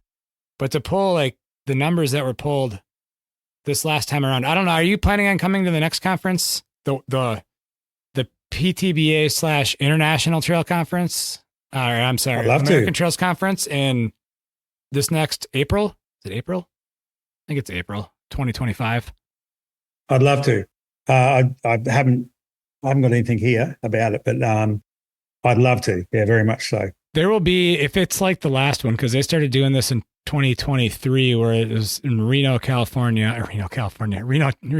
Nevada, right next to California. There was over 1,000 attendees at that one. Oh, so wow. Yeah, because it's all forms of trails. So you got equestrian groups, UTVs, ATVs, hikers, mountain bikers. Although I will say, and some people don't like this, all these conferences are pretty much dominated with mountain bike numbers and trail builders, because that's just where the industry is currently, right? And it's a good thing. Yeah, it is. It is. And sharing knowledge is the best thing. People might be doing something that you haven't thought of, and you go, "Hey, that's a good idea." They might be outside your industry. Outside what you do. Yeah. Yeah. Look. It'd be great, and I'm sure. I'd love to talk to Aaron about it, and it's in Madison, Wisconsin, which is about 2.5 hours from where I'm sitting currently. So, great. That's one for me. Although it is in a tough time of the year in terms of weather, because we could have. I mean, if it's like this year, this year we started getting a bunch of snow in April, but we're kind of in that transition period of it being winter and rolling into spring. Yeah. Right. Okay. Well, I think the best thing is probably throw a weekend either side or something of riding trails. Yeah, for sure. And you've got lots of places to go ride in the States, just pack up that specialized, is that a Kenevo that you had here? Kenevo SL. Yeah. I love that bike. Yeah. Yeah. I do have a new Stumpy coming, but yeah. Of course you have a new Stumpy coming. They have to send you the 15. How many, it's amazing how many people that bike probably got into mountain biking. And I mean, just the stump jumper since 1981. It was my first real mountain bike. Yeah. Crazy bikes, enable you to get out in the forest, get riding. And that's, I'll just touch on that one, like Strider bikes, those little ones, those little 2-year-old bikes. There's kids riding them now, and there was, kids that 10 years ago, they're super fast standing on World Cup podiums now. So we're going to see something else, the skill, and that's from a race perspective, there's a whole new thing that's going to happen there completely, because we all grew up on a bike, but not those type of bikes, so really, really fun. But yeah, it's specialized. The Stumpy's been around for a long time, and it is, it's the one that sort of, the way they are now, it suits everything, and it does it all very well. There's a lot of good brands out there, a lot of good bikes, and that's exciting. There's so many different models, there's so many different companies, and it's just good times. Yeah, it is. Well, Glenn, I think your next trip is to Norway, correct? Yeah, in a couple of weeks. Yeah. Go do a moto trip, I think you said in the email. Oh yeah, doing that. Got a bucks party to go to down in Melbourne, and bunch of mountain bikers, and then head up to Cape York, go on the motos all the way up Cape York. If anybody doesn't know that, it's the pointy end of Australia up here, wilderness, crocodiles, and all that type of stuff. It's fun. We try and do it once a year, and then off to Norway. Yeah, which is good. Just looking forward to that. Yeah. So, well, be safe, enjoy yourself, take advantage of. Well, you too, eh? And I dare say our paths will cross somewhere, eh? They will. Sooner than later. Last time, and they did. They did. So until we cross paths thanks again, for putting up with me for all these hours, eh? Oh, this is incredible. And I know the listeners are going to really enjoy this one too. So I really appreciate this and the time that you've taken and put into this. So and your knowledge it's such a good way of sharing this. So thank you very much. Thank you so much. All right. Have a good afternoon. Ride lots. Yeah. I'm going to bed. You're going to go ride. I'm going for a ride in about an hour and a half. I've got to go back to work, then we're hitting the trails. So, yeah. Enjoy. Okay. Later See ya. Bye-bye. See ya. Thank you for listening. If you like what you've heard, please take the time to share these shows with others. Sharing these shows will help create awareness of both the guests who have taken the time to be on the show and the podcast series itself. Also, if you're new to the Trail Effect podcast, check out our ever-expanding library of episodes. If you listen to the Trail Effect podcast on Apple or Spotify, please don't forget to leave a rating and review, as this is one of the best ways to show your support for the Trail Effect podcast. Also, don't forget to check out Cooley Creative at www.dojustsendit.com. For additional ways to help support the Trail Effect podcast, check out the affiliate links tab at the Trail Effect website, where you'll find links to Kettle Mountain Apparel, Worldwide Cyclery, and Trail One components. By using the affiliate links found at www.traileffectpodcast.com, a small commission will come back to the podcast, which will help keep this thing going. This podcast has been edited and produced by Evolution Trail Services. Thank you again for listening.